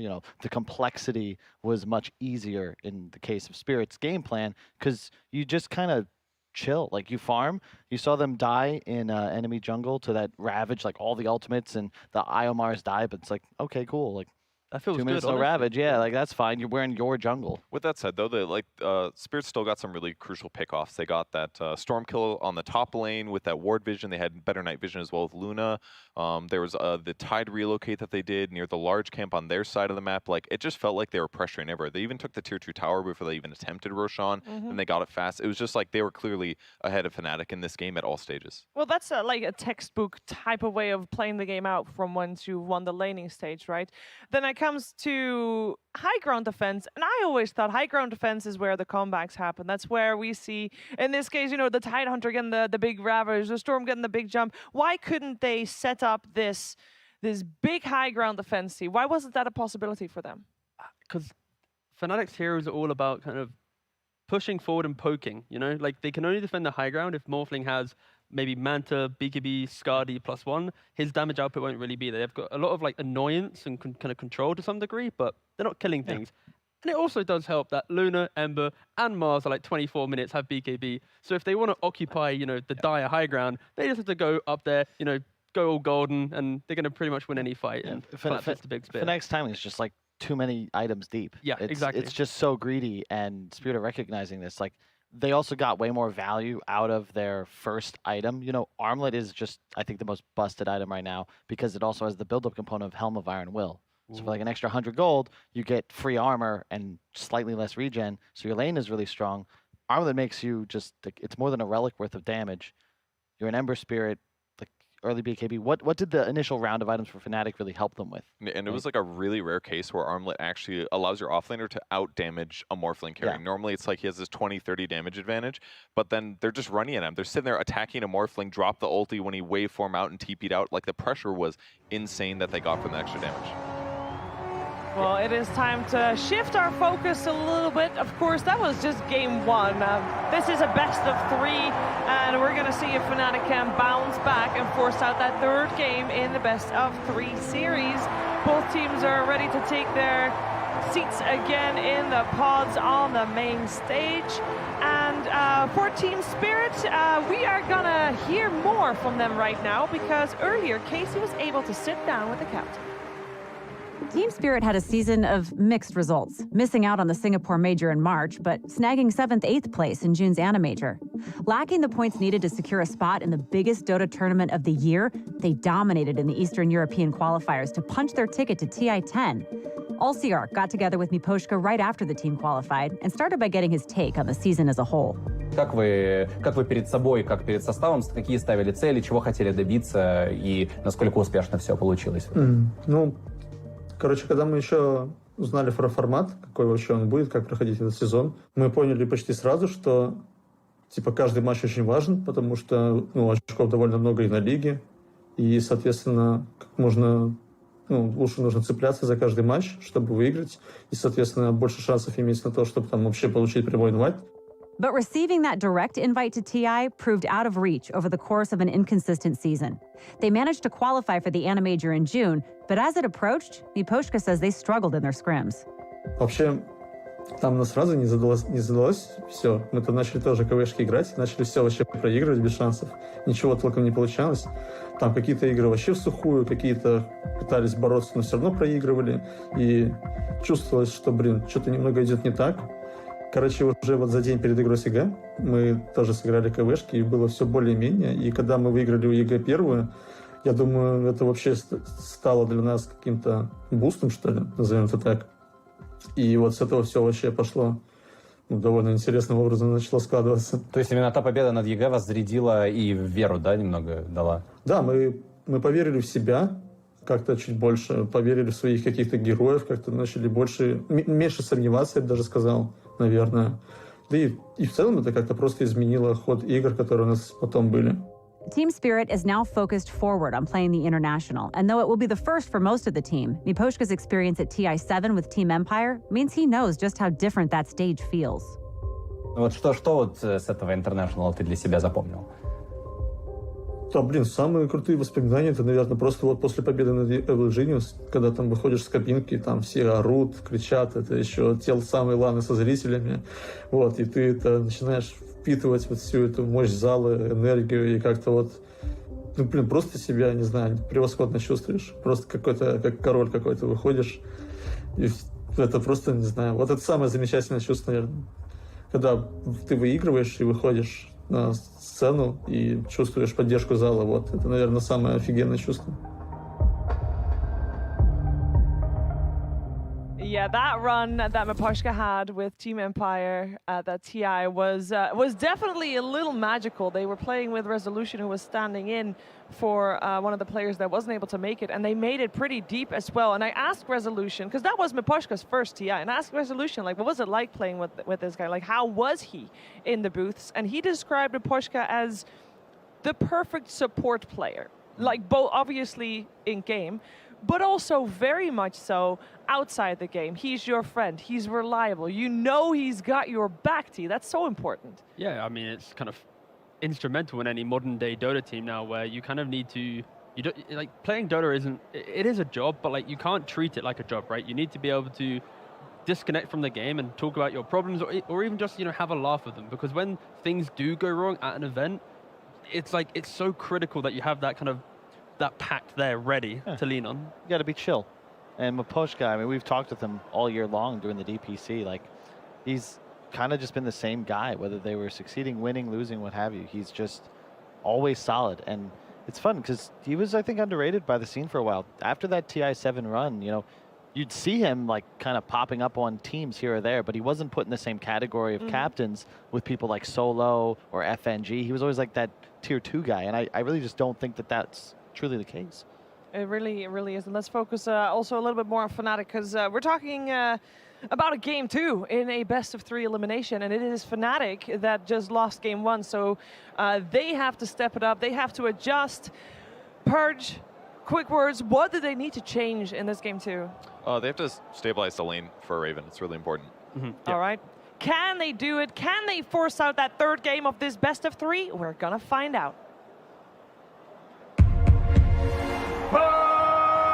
Fnatic versus Team Spirit. Game 2. Hello, everyone, and welcome back to Draft Panel. I am here with two very tall people, AUI and Lizard. One of the things that the panel said, oh my gosh, please don't shrink anymore. So one of the things that the panel said is that Fnatic will need to stabilize Raven's farm throughout this game. Do you think that that's a good strategy? Do you think that that's yeah, I completely agree with that idea. I think on top of stabilizing Raven's farm, making sure he has a good game, Collapse is just out of hand that game. That Armlet Mars, one-shot and creep waves, basically top net worth in the game. It was too much. It's too much pressure on the map. It's too much damage and scale, just everything. Do you think it's very difficult to focus on what you need to change when you got your full comfort zone, like you did in first game? Because they did, right? They were playing all the heroes that they would usually pick. Nature's Prophet was doing so much work. Looking at the beginning of the game, I understand why most teams tend to ban it. Controlling both the bounty runes, constantly blocking the ancient camp, Like he's farming at one specific spot in the dire jungle and just sending his little pesky trees just to block camps constantly. Also, constantly having them for vision, it's so important. But it did go through once again. However, Elder Titan was banned out in the first stage of the last game. This time around, Fnatic, they realized it's not, so they pick him up. One of the things that you mentioned last time AUI was that Elder Titan is super, super strong hero. Can you explain why he's a first phase pick? So I think Elder Titan, he's sort of like the complete package, as a lot of first pick heroes are. He's very stable in lane, oftentimes really strong in lane, depends a little bit. And he gives vision, he gives team fight, some disable. Most importantly, he can make it so that you nullify a lot of the enemy carry's net worth through your aura. On top of that, if the game goes late enough, he becomes a beast in team fights as soon as he gets some eggs. Even some eggs into Mass Commander. So we've seen in this game, I watched Elder Titans like solo the enemy team's mid snipers, 100-0. Plus you have the cleave talent. Does that feel good with diagrams? But I wanted to say it's also very flexible. That same Elder Titan can be played on offlane, can be your 5, can be your 4. In this sort of a game, I think you're already satisfied with Luna plus Elder Titan on the safe lane. You can rotate him perhaps on that position 4 if necessary, but versus Tidehunter and Weaver, this should be a solid lane for Fnatic. A little bit of a switcheroo here, right? They're getting the Luna against Tidehunter. I think Raven, for me as a carry player, he seems the most stable on Luna and Terrorblade. At least through the qualifiers, he seemed to play a lot of these types of heroes. As I was mentioning earlier, he has played a lot of, I don't know, seemingly a bit random carries this tournament. It's not random, but just like some Ricky Maru that was banned in the last game. You do different things every game. But I think, like hypothetically, he functions best, like historically, on his other teams when he's always been that sort of hard carry, farms a lot, doesn't make mistakes type of carry player. And Team Spirit, they tend to ban out their best heroes when they get a hero in that same position. They got the Tide, they ban out the Mars because they understand just how strong the hero is at the moment. Also, keep in mind that Tidehunter plus Weaver have a lot of natural synergy together. That Gush plus the bugs from Weaver, they bring out a lot of damage plus the minus armor, making anything possible for that position 1. You can suddenly even pick, I was going to say PA, but I'm not going to say PA. That hero isn't picked once. Any single hero that actually benefits from the minus armor is solid. We've seen some Weaver plus Tidehunter plus SF on the mid lane actually do really well through the tournament. But yeah, this lane should be very strong for them. Quick question. So the picks and the bans went out for first phase. So Weaver, Tidehunter instantly picked, and then the bans came out super fast. One of the things that another analyst said was that they will generally use up most of that time so that they can make sure that they're not making mistakes. But why did those picks come out so fast? Is it just a no-brainer? So just to continue on the minus armor thing, there is this OG mentality in which you're just finding one strat and either buffing up one hero to the maximum limit or getting this minus armor to the maximum limit. And that's what they did with the Snapfire ban. They're preventing Team Spirit from going for that route in which you would have not only Weaver, Tidehunter, but then again a little Shredder on top of that, and it would be extremely difficult to play into. In regards to your earlier question about why the picks came out so quickly, I think it's because Elder Titan was actually part of their prep. We saw in game 1 that they took a little bit of time with their first pick on Team Spirit. Maybe Fnatic's bans put a little bit out of what they planned exactly. Or honestly, sometimes it's like they didn't ban something you thought they would and you like it. So you're like, ooh, 2 main good options. In this case, I think they knew exactly what they wanted for first Elder Titan, so everything's expected. Do you think that in the second stage you still go for Nature's Prophet here? Because it's still in the pool. If you're Fnatic, like you're feeling extremely comfortable on the hero, but then again, you just came from a loss with the same hero. I mean, I'm going to be honest, I'm a little bit of a Nature's Prophet hater. When Quincy Crew picked it, I did not like it. When Fnatic picked it, I did not like it. But the thing about TI and the lower bracket is I think you value comfort and stability over a lot of other factors. Like you can have a little bit worse draft if you're going to play that draft better, and that difference will more to make up the difference and be like a main reason to propel yourself to victory. So if he's still believing in it, I mean, he's some rank 4 support. You give him his Nature's Prophet. Especially because of the way Nature's Prophet fits into any lineup. It stretches you out. It's very difficult to play against him. And it makes decision-making even harder. He has that TP. He can join mid-fights. Okay, Shadow Demon, actually. Let me stop that. They go for an SD. This is also a very popular support combo for Team Spirit, Shadow Demon and Weaver. They don't necessarily have a lot of proper stuns. Disruption can be called that, like you can catch someone, but it's not really a stun. So that's not what you will be getting from your two supports, but you will be getting a ton of utility, either from the Weaver Aghanims later on, the Vessel into Aghanims build, and the damage that comes from Shadow Demon. We've seen some insane Team Spirit performance on heroes such as Bane and Shadow Demon when it comes to saving targets in the nick of time, like saving them just before that finger of death hits or any big ulti. And Shadow Demon, as always, Versus a traditional counter versus Luna. It's a little bit less because I think the Lunas are itemizing slightly different. You're not going as many stats like before as like Manta, Butterfly, Skadi, and the illusions will just pump out so much damage. Now, you do get a crit, which the illusions benefit from the critical portion, but they don't get the plus damage. You know, you're getting Dragonlance, crit, BKB, Shard. They don't get anything from Shard. So it's still good versus Luna. You get the night vision off the illusions, you get the aura, but I actually don't know how countery it is to Luna. Like, I'd still be fine playing Luna. For the people at home, can you explain through Shadow Demon's eyes how they would counter Luna? So basically, you approach every single team fight with the disruption on the Luna first. That's what you're doing. You create illusions of the Luna herself, and those illusions, because of the glaives and everything, just dish out way too much damage for the enemy team to sustain in the team fight. So you either have to bail, especially after Shadow Demon also uses the ulti on Luna, which becomes even harder for the Luna to bail, right? Like you can't escape anymore. It pierces BKB, you're being attacked by your illusions, and also you cannot run away from them. So Shadow Demon would basically use his entire kit specifically to make Luna's life difficult. It's a lot about how Luna is as a hero, right? She farms a lot, she usually has a lot of stats because she's high level, and Shadow Demon's just using her own strength against her. Grimstroke's a hero that I saw almost none of this tournament, even though I thought it was fairly well picked in pubs. But there's also Sven that came out too, and Sven's a little bit more popular, right? Yeah, no, Sven, I think coming into this tournament, a lot of people had him as like, I don't know, he was like sort of like a sleeper pick for the tournament, even though he's been so dominant for so long.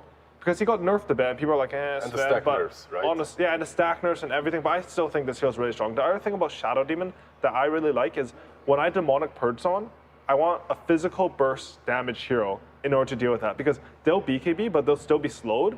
And if you can get anyone like some TA, Sven, Ursa, these heroes combo really well. It's -1 core on the enemy team, 1 Purge, and then 1 carry hitting them, and it makes it very simple to play the team fights. You back that up with a Ravage, and you know, Fnatic, it's not like their line is weak right now, but their win condition in the team fight is very complicated, I feel like, right now, compared to Team Spirit. Also, when you look at Team Spirit and before you pick Sven, you're thinking, okay, what are we missing? We're missing a reliable stun. We can't be using Ravage for every single pick off, every single team fight, and Sven comes in handy. It's not perfect that your position 1 is the one that's bringing it.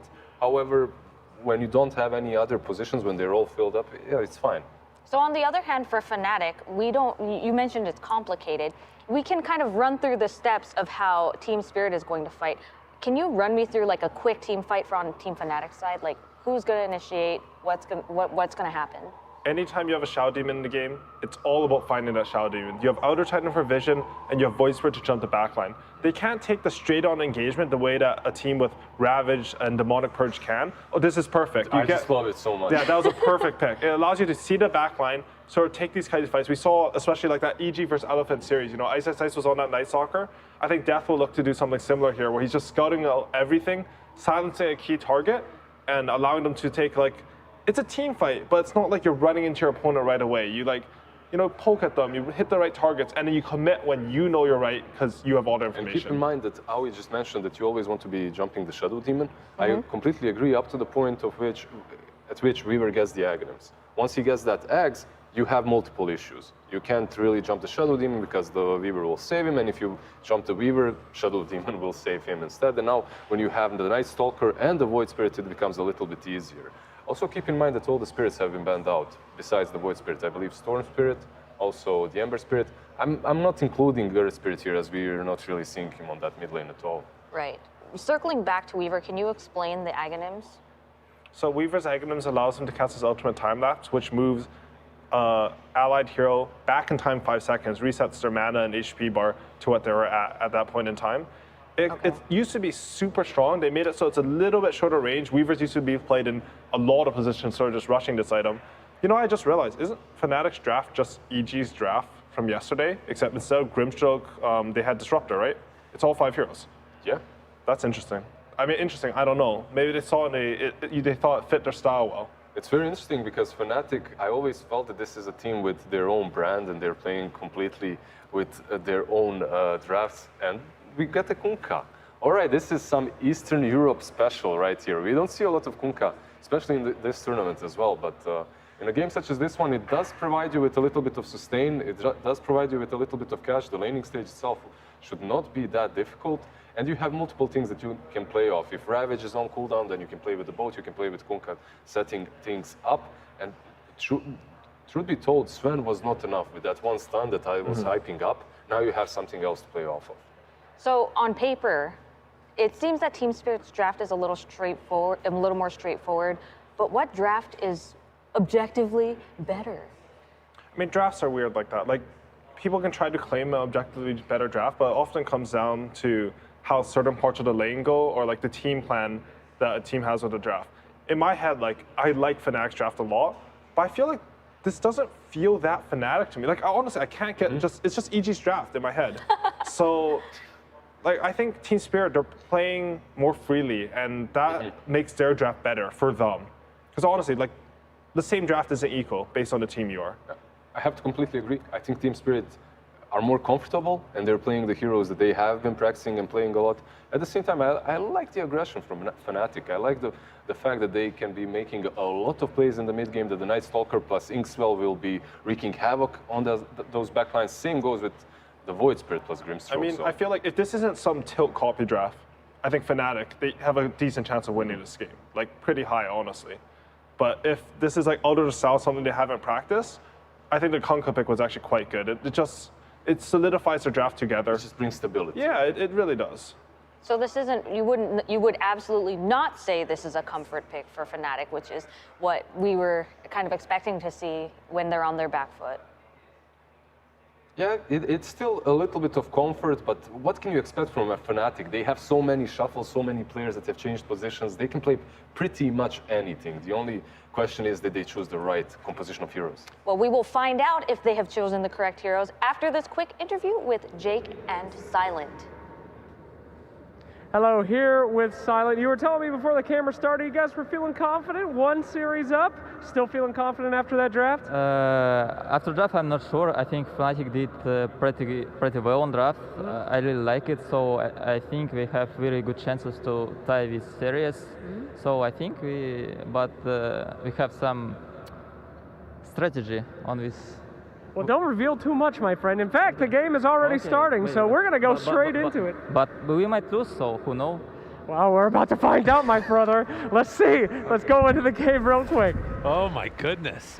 Thank you very much, Jake and Silent. It sounded like he was advocating for wait, Fnatic. no, stop. We might lose. I take no responsibility. That was awesome. But game number 2 here as we're getting ready to go into this one. Again, a must-win series.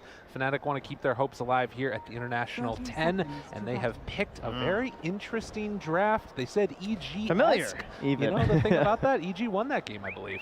Oh, there you go. And yeah, Luna, she just keeps on popping up in this lower bracket so far, doing pretty darn well across her games. So we'll see if, like game 1, she can carry the way to victory for the team. Currently, Team Spirit holding a very offensive position here on the Radiant side of the river, hoping someone would wander on over. And now Mira going in for that bounty rune. Great timing, snags it. Well played. So that's 2 games in a row now. 3 bounty runes to start things off here for Team Spirit. And Collapse appreciating what his support there is doing for him, so it gives off the little tip there at the end of it. Going to be some interesting things to watch for in this one, absolutely, as we have the Toronto-Tokyo Kunkka coming in the mid lane, facing off against Void Spirit. To me, at least, I have felt like Vision heroes are the thing that tends to be winning more often than not, particularly in these like really tense, must-win situations. And it just makes it easier if you can see everything around you, set up the great fights, and that's what Night Stalker does best. Yeah, and of course, to pair with the Luna, it just means that you already want to play at nighttime anyway when you have a Night Stalker in your lineup, and Luna's just going to help you even further with that bonus vision. So that will be the game plan here from Fnatic. And I have to say that Kunkka you mentioned, excellent little counter pick there to the Night Stalker, right? Because you think about how you want to play every team fight as Night Stalker and also Void Spirit, like in and out, right? Bobbing and weaving throughout the engagement. You get 1 X on top of you, you're going to need some defensive items to help you out. Or a little bit of help from his friends as well. And they've got the Echo Stomp to sort of cover a little bit of things that are going on there. But the Grimstroke, a little bit of a weird choice. Yeah. Not sure exactly. We haven't seen a ton of it. To me, at least, the thing that stood out in the qualifiers for TI about Grimstroke was the Aghanim Scepter that you can end up purchasing and how strong that can be. Yeah, no doubt about that. Unfortunately, it's going to be a Sven, so not the best. You love those big Agi heroes, of course, but always a good tool to have. But certainly the Phantom's Embrace, I would imagine the main reason they've gone for it here. Ooh, the block off. They're going to try and wrap around him, and Jab's nowhere to go. Has to go for that TP out, and well, now they realize, all right, you got us. No panic. Jabs has got it. Gets out of that one. Oh, and Wepa's line as well. Not bad. Him in the game. But yeah, the Phantom's Embrace, a very frustrating tool versus the Tidehunter. I would say as well as like the Weaver, something else too, right? Where you can try and kind of get them stuck, right? Something that he can't handle with the Kraken Shell. So overlooked, since we've been mostly going towards the Disruptor when it comes to a support hero that really frustrates the Tide. But I think it would be really interesting to try the Inkswell as well with the Night Stalker. Could even potentially see some usefulness with that Shard later on. Oh yeah. Because you get the Dispel at the end, and I feel like with the way Night Stalker plays, that could be kind of sick. Yeah, the hard dispel that comes at the end of it. So a lot of items to watch for out of the Grimstroke if he can get to them as the time goes on. But most likely we're going to be seeing the first rotations will be out of that mid lane. Both of these heroes, the Void Spirit and the Kunga, capable of getting very aggro in the early stages. And you can see so far, 7 denies actually on the Void. Not bad at all. As Raven chased down in some trouble. And Mira going to draw first blood. Just caught him sleeping. Tidehunter hunting carries throughout the entire international so far with the help of his friends. And going in for round 2, DJ gonna fall. Team Spirit, they lose Mira, but they will take that one. Snapfire and Weaver, the minus armor bonuses to help out a Tidehunter and grab these kills, been used throughout this entire tournament. It just looks so good to get the double kill like that. Toronto Tokyo going to do this thing we've seen often. An X marks the spot into a TP back home, and that refills the bottle, allows Toronto Tokyo to come back to lane fully resourced up. And Chuan obviously not having that same possibility playing as the Void Spirit. Yeah, we'll see if we get a little bit more help towards that mid lane, perhaps. See if they want to try and go for a play or even a turnaround. Obviously, something that Team Spirit did a very good job of last game. Oh, and Maposhka. This is the sneaky one. Take a look at this. Can he get all 3 of them? Trying to stack up the camps for the Sven, and oh, a little bit late. Only managed to get 1. That's rough. Gotta go back to lobby practice. Yeah, gotta hit the demo lobby between the series and on the main stage, apparently. It's a tough one. It's incredibly hard to get that as a Shadow Demon when you're doing all of them simultaneously. But nonetheless, you had to let them know. You know, you had to. Got all excited. We're gonna show everyone, wow, watch the sick triple stack. I know. I thought it was gonna happen. At Next time, no cam, he'll get that. I'm sure. Exactly. It's tough on the main stage. Oh, nice. I like that sentry on the right-hand side there too, inside the tree line. Pretty, tricky for Team Spirit to catch it, and then they can try and actually punish Mira in this laning stage.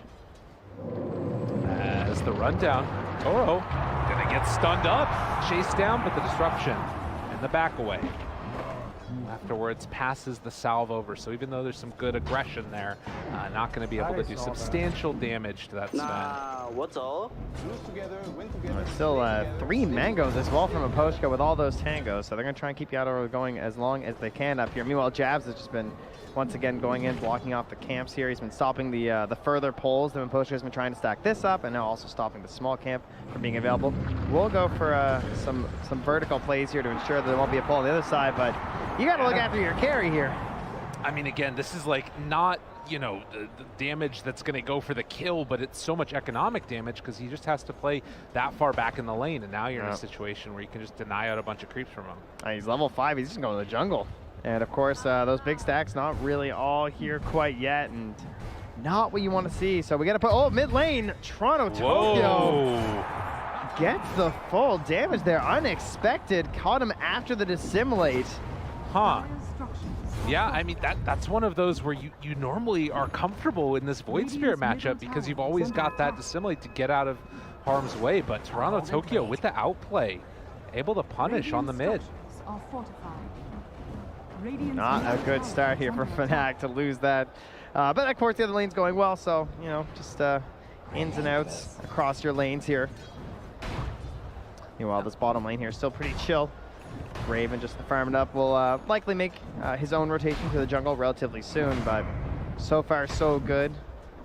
35 last hits, and although you know you are below the Sven of course has been hitting a lot of neutrals, and Sven's also running back to his base, so you'll likely see the Luna start to eclipse him pretty soon in net worth. Yeah, I mean these are two of the fastest farming heroes in the game if you're left to just sort of go about your own devices. So we'll see if, you know, giving that free space eventually will help him out there on that Luna. But right now, pops ulti, Maposhka, he's getting ran at. Yeah, and they didn't even use the Ink Swell yet, so yeah, now puts it down. This is just guaranteed death. And the catapult wave is here, so Yadro forced to come back to lane now. Yeah, because you can't just give up that tier 1 tower this early on. So Death making that move and forcing the rotation back in after Toro had already retreated to the fountain. But this early pressure being put on by the Night Stalker. He got out of that early laning stage well, and now kind of just free to do whatever he wants. Yeah, they have to threaten some TPs here from Toronto Tokyo as well, I think, but not coming in quite yet. They would love to try and get a kill onto Death if he dives a little bit too deep here, but it's going to be tough. Having the phase boost this early, very tanky, 1000 HP with plenty of armor. And of course, if he does make a rotation and fail on Toronto Tokyo, that's going to slow down his farm by quite a bit. But for now, his farm is the top of the board there. Yeah, playing on that Kunkka. Obviously, now that he's up to level 8, can get more points in that top lane. the spot. Jabs. Looks for him. Death backs away. Ooh. Gets out of that one as well. That is a 4-stack. Hit that with one more and it might have been a kill, but Jabs wrapped around upon, and as they have the rundown, they'll find themselves the kill. So getting back on the board. Spirit looking good again. Uses the Quelling Blade to grab the courier. Oh, that was nice. He cut through the tree, seeing the angle, and actually got the courier snipe. So find something in response to support time. But great turnaround here in that top lane, using the salve to pump Yadro back up, and then chase down on the sidelines. Maposhka, again, having an excellent match here. Now Toronto Tokyo wants to make a rotation to the bottom. Yeah, and this is going to be an easy one as they run in. This does reveal the ward, obviously, but into the quick kill, and Spirit are just everywhere. I mean, this is looking somewhat similar to last game where they just got a lead and never look back. And Maposhka going to try and TP out. Does he manage to escape? He does! That nerf on the Ink Swell. Yeah. Oof. Bit more time to deal with that these days. But that still puts him all the way back in the fountain, and Chuan's made his way up here too, going to grab that next wave, so they're going to be flying into this tower, putting on the hurt, and only 15 seconds away from the next ultimate here on the Night Stalker. Well, this has definitely been a... I mean, I guess at the very least you can see Fnatic are getting more kills. They're making more things happen. Going right now on Toro. Can they make anything else happen here? Oh, they got some plans this game on Fnatic, right? Yeah. Going into the top jungle. Yeah. Trying to stalk Yadro, and then they've got a ward down on that triangle on the bottom side of the map with all those stacks sitting there for Sven. You got to imagine they want to have a big fight there with the next Dark Ascension. Now that they've taken that top tower in the safe lane, they can start hurting them on the side of Team Spirit towards that part of the map and force a good fight. Yeah, this definitely feels like it's just, you know, a concentrated effort to be that big contention point, to take it away, that farm from Team Spirit. Raven hanging out down here bottom as both tier 1 towers have fallen.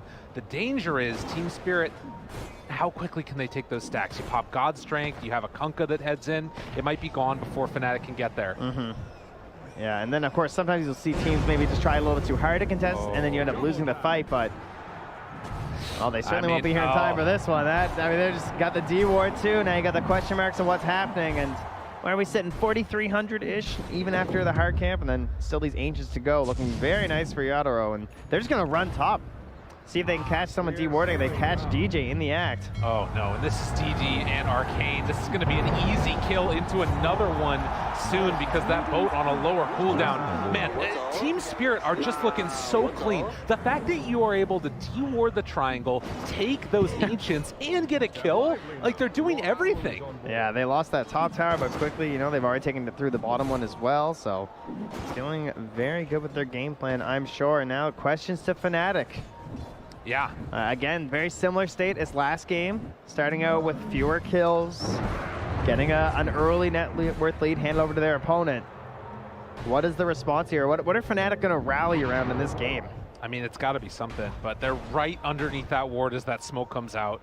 It's a smoke, and it's also a level 6 Grim. Hasn't taken any points yet, though, for the 5 and the 6 on jabs. I was waiting for I saw that line coming out, but it didn't happen that time. But you can see they're heading through these wards again, and well, Collab's actually wrapped on here. All right, they need the Phantom's Embrace here. Yeah, I mean, he's going to go down no matter what, as they bring absolutely everybody for the big kill, and that's not insignificant. You know, they find themselves the collapse kill, and will end up moving forward from there. Yeah, they're pretty confident there's no rotations coming through. Kind of scary when it's a tide, but they had some wards in the area, so salts up there from Fnatic. And yeah, it's a lot of heroes to kill one, but that might just be the play that you need to sort of get up them around, be like, all right, we got this, like, go forward. Well, and at the same time, too, you saw Yador was also farming the Ancients another round of it while Collapse is dying. So, you know, you'd love that to be the support that ends up falling, but didn't end up happening, and the X marks the spot. He's Xing to get runes and pig pulling, so he's got lots of strats here. The next level play. This is going to farm up both of these camps. Tidebringer so effective at cleaving through there. Toronto, man. They got the 3 cores that can all farm Ancients and stacks, you know? It's not bad. Tide, Sven, and Dude, look Kunkka. at this guy farm this jungle. Just pull it one way, cleave the other, pull it the other, cleave Are you the taking other. notes here, you know? I want some to. Kunkka games later. I mean, I would definitely not be doing that good. That's for sure. But it's a baller. Well, next item right here for a hero that you tend to look to gain some momentum in a game. It's Death on this Night Stalker. Has the Echo Saber we've seen oh so often in this tournament. And also, still has the ulti ready here, but it's Team Spirit making the move onto him. Oh, and this one's gotta hurt as the boat comes in. The stun is there. Do they have the follow-up? Yes, indeedy doody. As the ulti comes out, silence at the same time, though, buying Death a little bit of time. But in the end, he too will fall. And Raven trying to clear through these Ancients. DJ moves into position now. Drop the ulti down. Not really going to do all that much at all. Mira just runs away from them. Yeah, Soulbind onto nothing. They can't find an opening. Oh, he wants it. He wants courier kills oh my too. God, he's going for the Mira. What a god. 5,000. They're running circles around Fnatic. Oh no. 5,000 gold lead now. 4 courier kills by Mira. They really don't have the best heroes to deal with that quite yet either. I mean, obviously things will get a little bit more difficult now that there's some better tools here on this Night Stalker, but soon to be another smoke. Smoke and go. All right, well, as we say it, it occurs. This Who's one coming not with under them? ward. No, that's a better start for sure. Oh, look at the way they're just like backing up there though. It's like this is the one hero we don't want.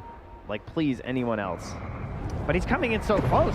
And Collapse just going to walk into him right now. The Phantom's Embrace for the moment. Inkswell not going to connect onto anybody, and Smoke broken, nothing gained. Juan pulls it back in afterwards. The silence is there. Pretty good at stopping the Ravage, but the walk away. It came in at the end of the Ravage to interrupt. Oh, the Torrent afterwards falls onto Juan. He will die. Collapse will live. Devastation in the river. That's where Tidehunter comes from, as Maposhka also gonna live through that one. Are you kidding me? Pick pull forward for the body blocks. Death can't even get here away. we go. They may be rivals in the lore, but they're best friends here. Tide and Kunkka. Oh my God. One hands off the fight to the other. The alley to the oop. Ravage into all the combos coming out here, and they just made that look so simple. I mean, Team Spirit, they look crisp, they look clean. Meanwhile, exactly. the Ancients. Right, he's just apping away. Gonna get into that Blink Dagger soon and not look back. Oh, that was such a painful fight for Fnatic. They knew they had to do it, and you could tell they tried to avoid Collapse at the start. They sort of knew he was coming in. They just went around him, and he walks to the trees. He just kept walking at them over and over, and with that hood, you know, you get to the point where you're like, oh, he's getting so low. Oh, he's almost dead this time. And then right at the end, pops that Ravage. Now into a full-on pipe for the team. Yeah, this is a very, very tanky watermelon, and Zoro runs to the side. Chuan was passing right by. They aren't going to connect onto that Sven, who's just been left completely alone at Tokyo. Finds the Night Stalker yet again, back towards the mid. They're going to drop the ulti. There's also the Torrent. Night Stalker just does not have a game. Death dies. 3-12, and it does not look particularly close. The Spirit just pounce. You know, they designate a target, they all move in. They simply get obliterated. Now even cleaning up the tier 1 tower waves. These XTPs from the mid lane. Now into the Roche pit, the minus armor here. Weaver and Tide to help out. This one will fall very quickly for Yadaro, and no real chance of the defense here. Wow, that is going to be another quick DJ, one. careful now, moving under that ward. Yeah, he's got to back out of there. I mean, that's the range on Kunkka is just so hard to get away from. And they will throw out the stomp, but it only stops it for a moment. As you can see, a hell of a performance right now from Toronto Tokyo, and they get him. There's the X, they got the Torrent afterwards, a DD chase down. Do they have enough for the kill? Oh, he wants it. How greedy will he get? Toronto Tokyo's feeling himself, but not that much. Man, good choice. How about Eastern Europe region stepping up today? Two teams going far, one in the upper bracket, the other, if they can keep this up, continuing to look strong. Having a great tournament. These mid laners too, you know? GBK into Toronto Tokyo. Looking quite incredible here, sort of stealing the show. Well, 11,000 gold lead. 17 minutes, and Chuan, I mean, they need to find a little bit of space. They need to get something going for themselves, and the Dissimilate to back away. They're buying some time. Does he get caught by the X? Toronto Tokyo? There's no turn here. Like, no one's trying to make a counter play. He's just running away with the bug on top. And yeah. At least he got away.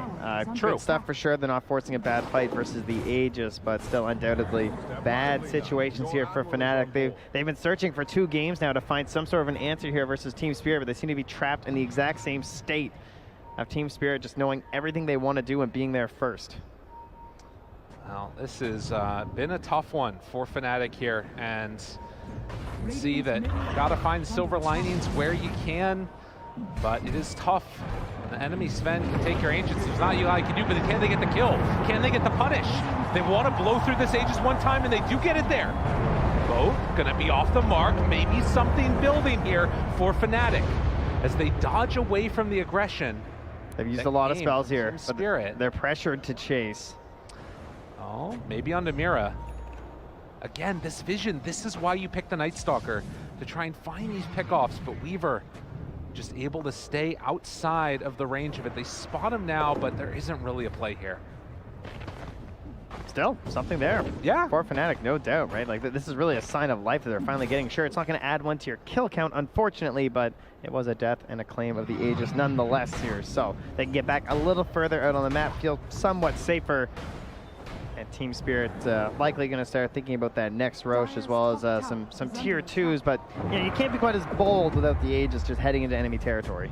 Well, and there's something to be said here as well for having these big auras that can change the way that a game works. You know, you've got the natural order, you've got the lunar blessing, you know, big team fight ultis that they've got on the side of Fnatic. Well, okay, doesn't have the natural order yet. He's gonna get there on DJ, don't worry. One of these days.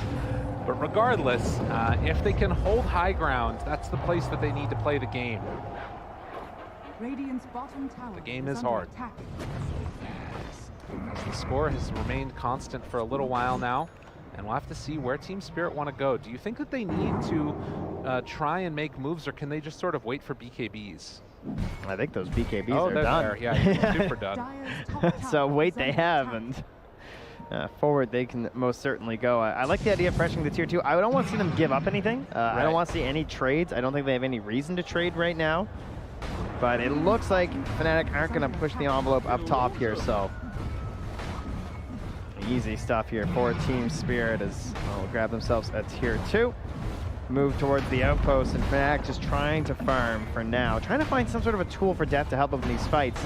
It could be the Blink Dagger, as he has that queued up first. It'd be a good way to try and catch that Shadow Demon way in the back, or try and ruin Mira's game. That's probably the play he has to go for, but of course there's a real danger of just jumping into a fight as this Night Stalker. Despite being very tanky as a hero, it is a Sven. There's a lot of minus armor. He might still melt and get shredded if he jumps right down in. Oh, and look at this. Team Spirit were going for a bait play on the other side of the map, which means they left their Sven all the way alone. BKB going to be used into the TP out. Oh, you know what? I really like that play. Raven, immediate BKB TP out of there. He's like, I don't want to be here anymore. But Death looks like he's going to be the one left behind, although does have Dark Ascension. Is there any way out of this? Doesn't look like it. They'll find the Night Stalker kill as he waits for the inevitable. Nice little play there.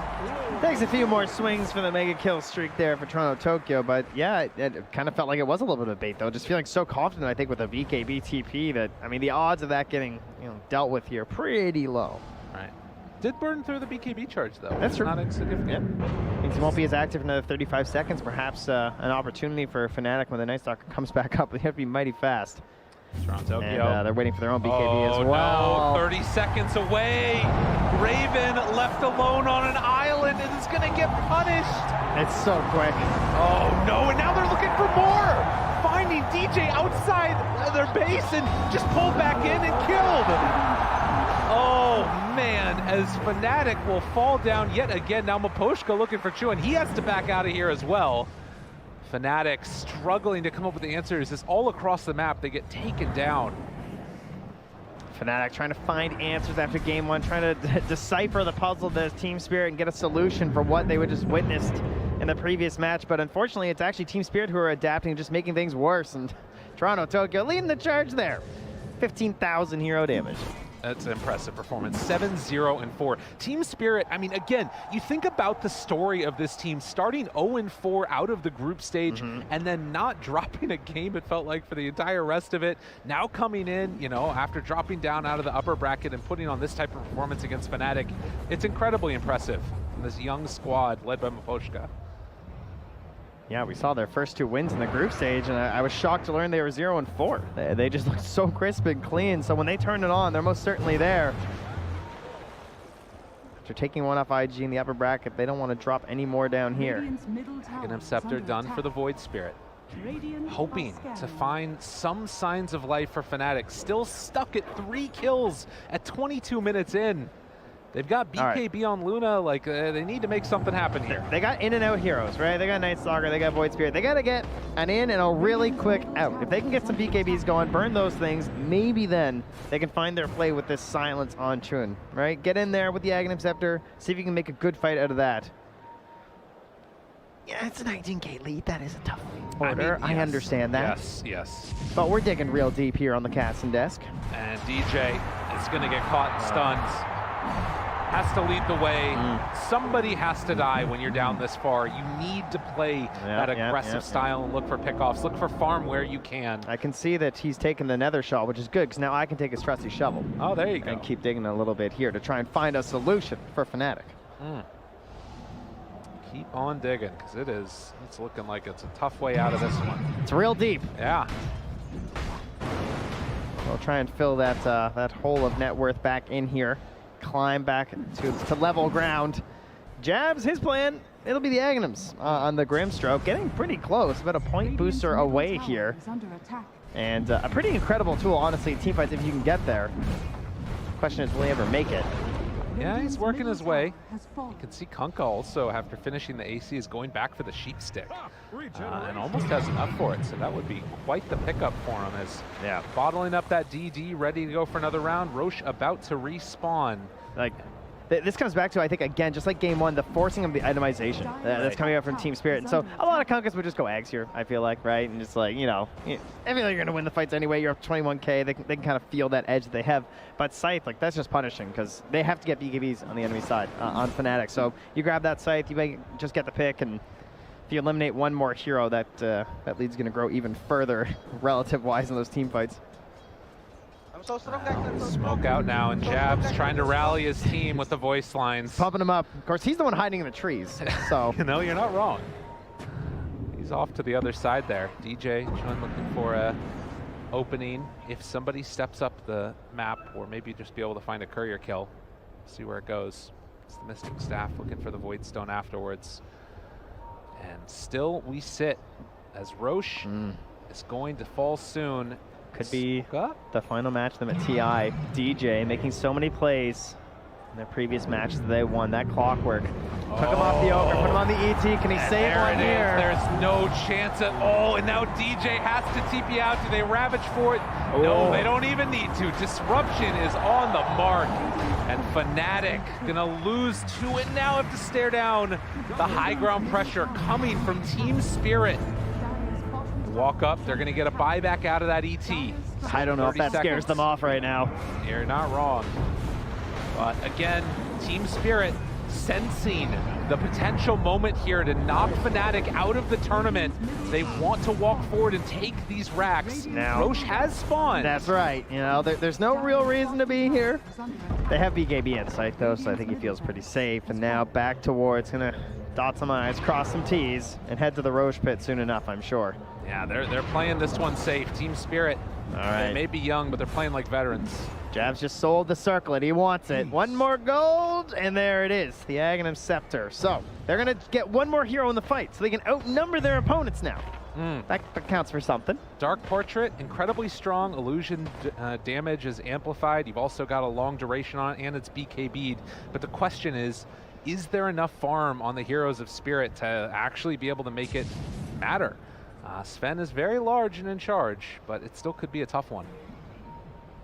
We'll have to wait and see as Fnatic smoke out, feeling like what could be a last hurrah, a last team fight at TI, like unless this. things go perfect. Taking the fight out here before the Roche. I mean, their buybacks are, well, they're not there on the Radiant, so a fight in your base doesn't help you at all. They spot Toronto Tokyo. Sven up front and center, also jump forward, silence onto 4, not bad. Try and take out that Shadow Demon right at the start. He doesn't have buyback. This is the fight that they were maybe looking for, but there's the stun now. On to Death, tries to back away, kiting this one out, and is able to get a little bit of separation. With the Essence Ring? On the other side, Death ends up going down, but they've got the illusion sent out, trying to do damage, but it's just not enough. It's the Toronto Tokyo illusion, and they just don't have it. Oh my God, the turnover. Toro walks forward, kills off DJ. 25,000 gold lead now as they're gonna head into Roche.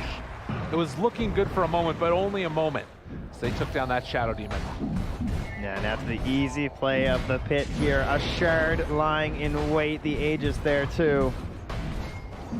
And Team Spirit looking to end the hopes of their opponents in the lower bracket at TI and send them to an early exit.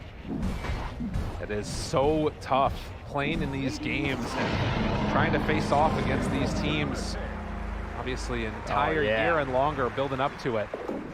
And where are we going with this Shard? Looks like Collapse just doesn't want it. Picked it up and said, no, please, you, my carry. Almost doubling up on the damage right now. The Toronto Tokyo has had such a fabulous tournament and also just has a fabulous name. You gotta love it.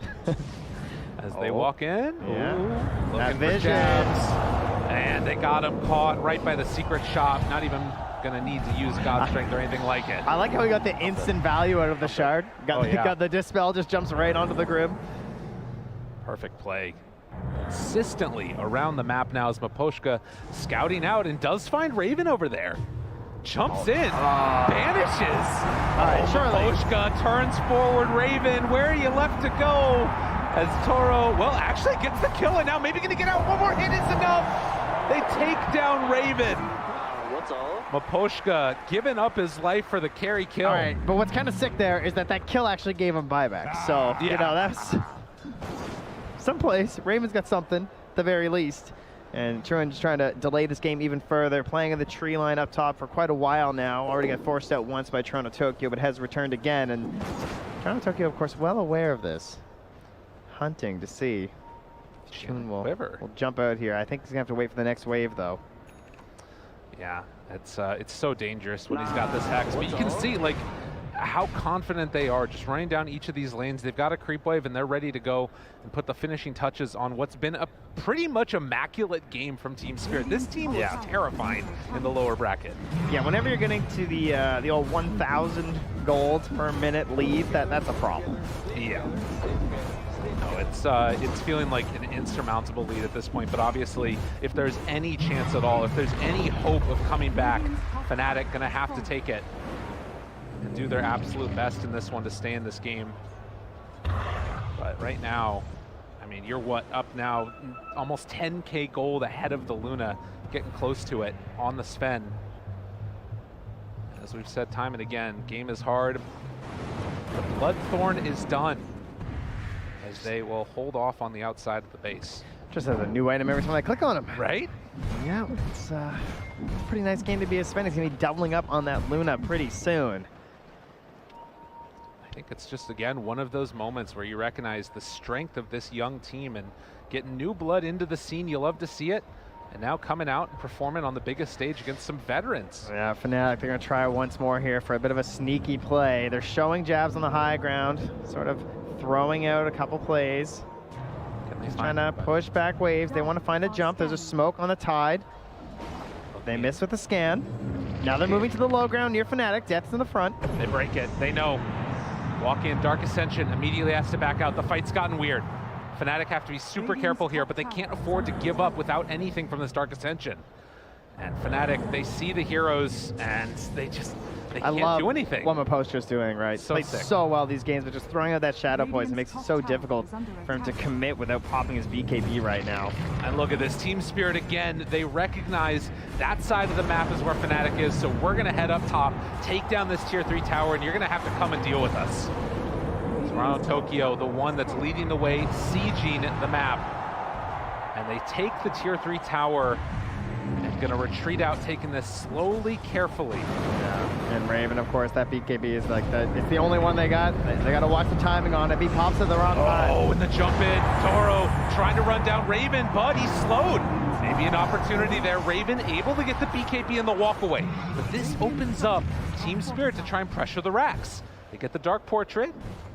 Going to be able to do some damage potentially in that next fight, but jump in. Ravage comes out from Collapse onto absolutely everybody. There are no BKBs to salvage as Chuan going to get control for the moment. Yule Scepter lift up. Now looking for a bit more. Raven turns. Going to get the Eclipse out. That's a good amount. But is it going to be enough with Collapse the only one dead and no longer having the ET? Do they have what it takes? They buy back on the Void Spirit. The gold lead continues to accelerate for Team Spirit. It's a Tide player who knows the BKBs are down. He just wants the big number. He's trying to pump up his gem numbers right now. There you go. The massive ravages there. The team takes the buildings. Perhaps could have gone for a more hero-focused thing there, but you know, kill throne, win games. So this is just another step towards that, with the racks going down and Jabs trying to fight versus them with his own voice lines. Doing whatever he possibly can at this point. They feel a little hollow to me, Gabe. I'm not gonna lie. It's tough. It's just so difficult at this stage in the game when you're down this much net worth, and you know the heroes that they've got. Oh, here we go. Okay. Raven's got the crafty stuff coming out here now, right? We got the Shadow Blade. This gives you plates with your Silver Edge to finish out that Chrysalis. Invisibility, invincibility, but also that break and extra damage. Also that ward spawning all that as well there from Team That Spirit. hurts. Yeah, that one that's, hurts. that's pretty good. Saw the courier delivering that, so they'll be well aware. I also know that Maposhka was eyeing up a gem earlier. That's probably already out on someone. It is indeed. It's on Mira. So again, they have some of the items that they need on Fnatic, but it still feels like each hero could get 2 more, and it still might not be enough. Yeah, even Mira even just hands the gem over to Toronto Tokyo. He's like, you know what? You're probably not going to die. Yeah. I would think, with 3,000 HP versus these heroes. With the BKB, it's not a bad choice. But you can see Jabs, again, hoping to motivate his team. Got to focus on that end part there. The slay together, slay together, slay together. Or the win. The win one at the start would also be good. But this is a stepping stone program here. And right now you're on slay first. That's right. The win is very far away right now. And if they can make it happen, that's the end goal there. But holding on to their high ground is the main thing. Smoke out. Okay. Toronto Tokyo. Oh my god. Oh my god, dude. Toronto Tokyo is too good. BKB immediately afterwards does not care even a little bit. Not even 1 iota. As he's going to throw out the boat afterwards. Walks into the midst of everybody. Raven pops that BKB, trying to get a pump fight. Holds on to the Ravage. They turn onto one. Shadow Demon dead. Two on the single one that goes down. The Ravage to turn. They take down Raven. No buyback. No opportunity.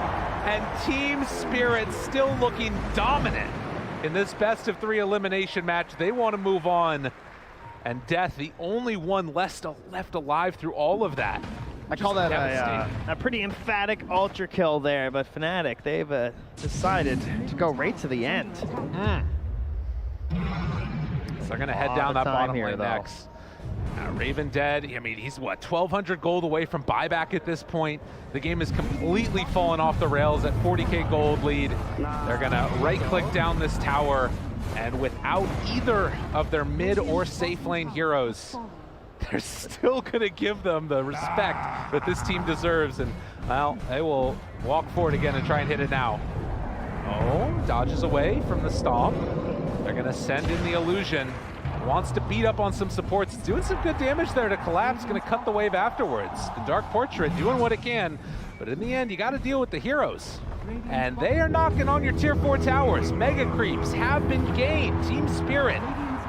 Now with the X marks the spot and the turn, the beat down. Buildings falling. Not a whole heck of a lot left in the tank. They have maybe one last hurrah from Fnatic when they have the Void Spirit up again. Who's got the smoke here? Mira's calling for it. I see him pinging. Yep, I knew it. Oh, and we have a little bit of a pause now as Jabs has a DC issue. Oops. There's more than a few issues. That is true, but yeah, Mira was actually just out there and pinging, and they're going for the smoke. All right. Oh man, the crowd getting into it right here. Is there 4-3 goal up? Man, as they will hopefully be getting back in just a moment with Chuan. So the Void Spirit is having some issues in this game. Not sure if you can spot from here what's going on. Nonetheless, I do not have eagle eyes. I'm sorry. That would be very impressive if I could spot the issue, but we're a little too far away from the booths. 36 minutes in, 43,000 gold lead. I mean, what was, you know, on paper felt like maybe an even series has just been an absolute spanking through 2 games by Team Spirit. And now you're staring down again a team that I personally feel like, I mean, I'm not sure what the limit is for them. I'm not sure how far they can go. Feels like upper bracket was the place for them. Yeah, they seem to be growing stronger and stronger. And of course, I mean, to bring them down a peg, their one win up there, of course, was off some mistakes from an opponent. They have definitely struggled here at this event to beat teams of what would be considered a higher pedigree, essentially beating the teams that you'd expect in their group and losing to the ones that you would also expect them to lose to. So they need the power up. This is definitely helping, because despite them perhaps being ranked a little bit better than Fnatic, I still don't think they would have beaten them this badly. So they're still obviously improving as a team. Yeah, and you know, I think that we often talk about sort of the power up that happens through the group stage, and you know, teams being able to get a lot of experience in that, but also the experience on the main stage. I think that, you know, you don't know just how hard this game can sometimes be when you've got hundreds of thousands of people watching you at home. Thank you, Neil, for joining us on the cast here. What else is actually very interesting about this TI, and particularly for this team, is that, of course, with the way the DPC leagues worked and everything, those games were pretty infrequent, right? You're playing like once a week. And then our LANs, you know, some teams, of course, didn't even play group stages at their LANs too. And so you have this issue where TI is this crazy just juggernaut of game after game after game after game. So if they can sort of harness that power and improve themselves through that, that's just what they need to keep this sort of strength going through this lower bracket. The crowd happy about this again as they're getting back into this. Now, if you remember, just yesterday, Quincy Crew was able to come back after a pause. We'll see if Fnatic can do the same. Do you want my trusty shovel? As they turn now on to Chulin, gonna find a quick kill. DJ turned upon, he dies as well. Team Spirit, no more messing around from them as they focus down the throne. One by one, Death will die. And more to follow as Team Spirit is going to close this one out and end the dreams of Fnatic. They get the good luck going next from Fnatic at the end of that. Congratulations, Team Spirit moving on to TI10. Some excellent sportsmanship back and forth there. GG, good luck next. And a thanks there from Collapse as they will be sent forward here in the lower bracket of the International. What a story. Again, coming in from Aposhka to, you know, not have success over the past couple of years, and now finally being able to make it back onto the TI stage, hoping to replicate some of that success that he had previously. We'll have to see how far they can go with it, but for now we've got a panel that's going to break down all that action. Thank you very much, Trent and Lyrical. Yeah, this is the third time in like a 1.5 month period that Team Spirit was able to 2-0 Fnatic in this fashion. This game too, though, was definitely the cherry on top. I know, T, you were very giddy when the Kunkka was picked. Yeah, I mean, it's an Eastern European classic, first of all, and Toronto Tokyo, he just kind of showcased what it can do in a game, right? Like, of course, you got Maposhka making a bajillion stacks in the jungle for him to farm up and be good, but the way that he sweeps into bot lane, gets kills, sweeps into his own jungle, gets kills, into top, gets kills. Pre-15-minute BKB, he wasn't messing around, wasn't trying to be greedy with it, and then AC, Hex, like, he played for his team, he killed everyone else, and I don't know, that was for sure. There's so much Dota, but the best game I've seen from Toronto Tokyo so far at TI. Maybe I'm just overselling it, but it feels like it was very smooth. I would say for sure in the bracket stage. Like, sure, he was shaky yesterday, and he was the person I was looking at to perform today, and he certainly did so. Like, I saw a lot of people chiming in on Twitter that this felt like a pretty solid outdraft for Fnatic. Felt like Silent may have even agreed with them, but they're just outclassed here. Like, Spirit straight up just dominated this game. We didn't quite get to the 3-2-2, but we got close. And in some ways, the Kunkka was the perfect pick because it's like an anti-run at you hero. It's like they have all these super mobility heroes like Night Stalker, even like Elder Titan, and even Grimstroke. They can't really defend themselves very well as long as he stays at like a good range. So the fact that he got off to a good start, gets extra levels, gets his X marks at a high level so he can actually catch people from far, it like snowballs his hero in a big way that makes it even more powerful. So it was just expertly done. Yeah, we heard a commentator say it as well, that this Death Night Stalker, it could be a key component for them to have their say in the game, but this Night Stalker didn't really have a game, Kyle. Well, that's the BKB on Kunkka, right? It's just such a great pick against the hero. I think also just really heads-up plays by the Spirit supports. Like, if you disrupt the Luna, the Grimstroke theoretically can make a portrait out of the illusion. So he's just not casting Disruption on Luna. And if you portrait a Sven, well, you don't get God Strength, so that's pretty underwhelming. He's kind of just grabbing Kunkka for the aura at that point, and it's not really why you're drafting this hero, I don't feel. No, definitely a rough loss for Fnatic. The roster wasn't as this five together for that long, so maybe there's some silver lining there for the potential that this team has in the future, but losing is part of the competition, and Avo is standing by to highlight that together with Jabs. Thank you, Shiva. Fnatic was a team that had the most recent roster changes, and yet they still made it through the close qualifiers, through the group stages, and the best of ones of death. I'm here with our four, Jabs. Jabs, all I want to hear, and I think the people want to hear too, is what's going on through your mind right now? Just sad that we couldn't play more Dota. Like, we know that ourselves, like, we could have like done so much better, and like, yeah, it just happened. What did it feel like playing on the TI stage again? It's probably like a bit of intense, and people, like, we misunderstand something, and like, we cannot do anything. Yeah, because like we're in the loser bracket, and yeah, it just happened. You know, there's a lot of people that are proud of what you've been able to accomplish in this TI. Oh, is there anything you'd like to say to them? I mean, I felt like we could have like do so much better in the group stage, and like if we play like more discipline, and like, yeah, we just could have done so much better. But I'm still proud of my team, and like they all try as much as they can, and like they did everything what they could, and it just happened. So like, just thank you whoever like cheering for us and like rooting for us. Yeah. Well, as you heard it, this might be a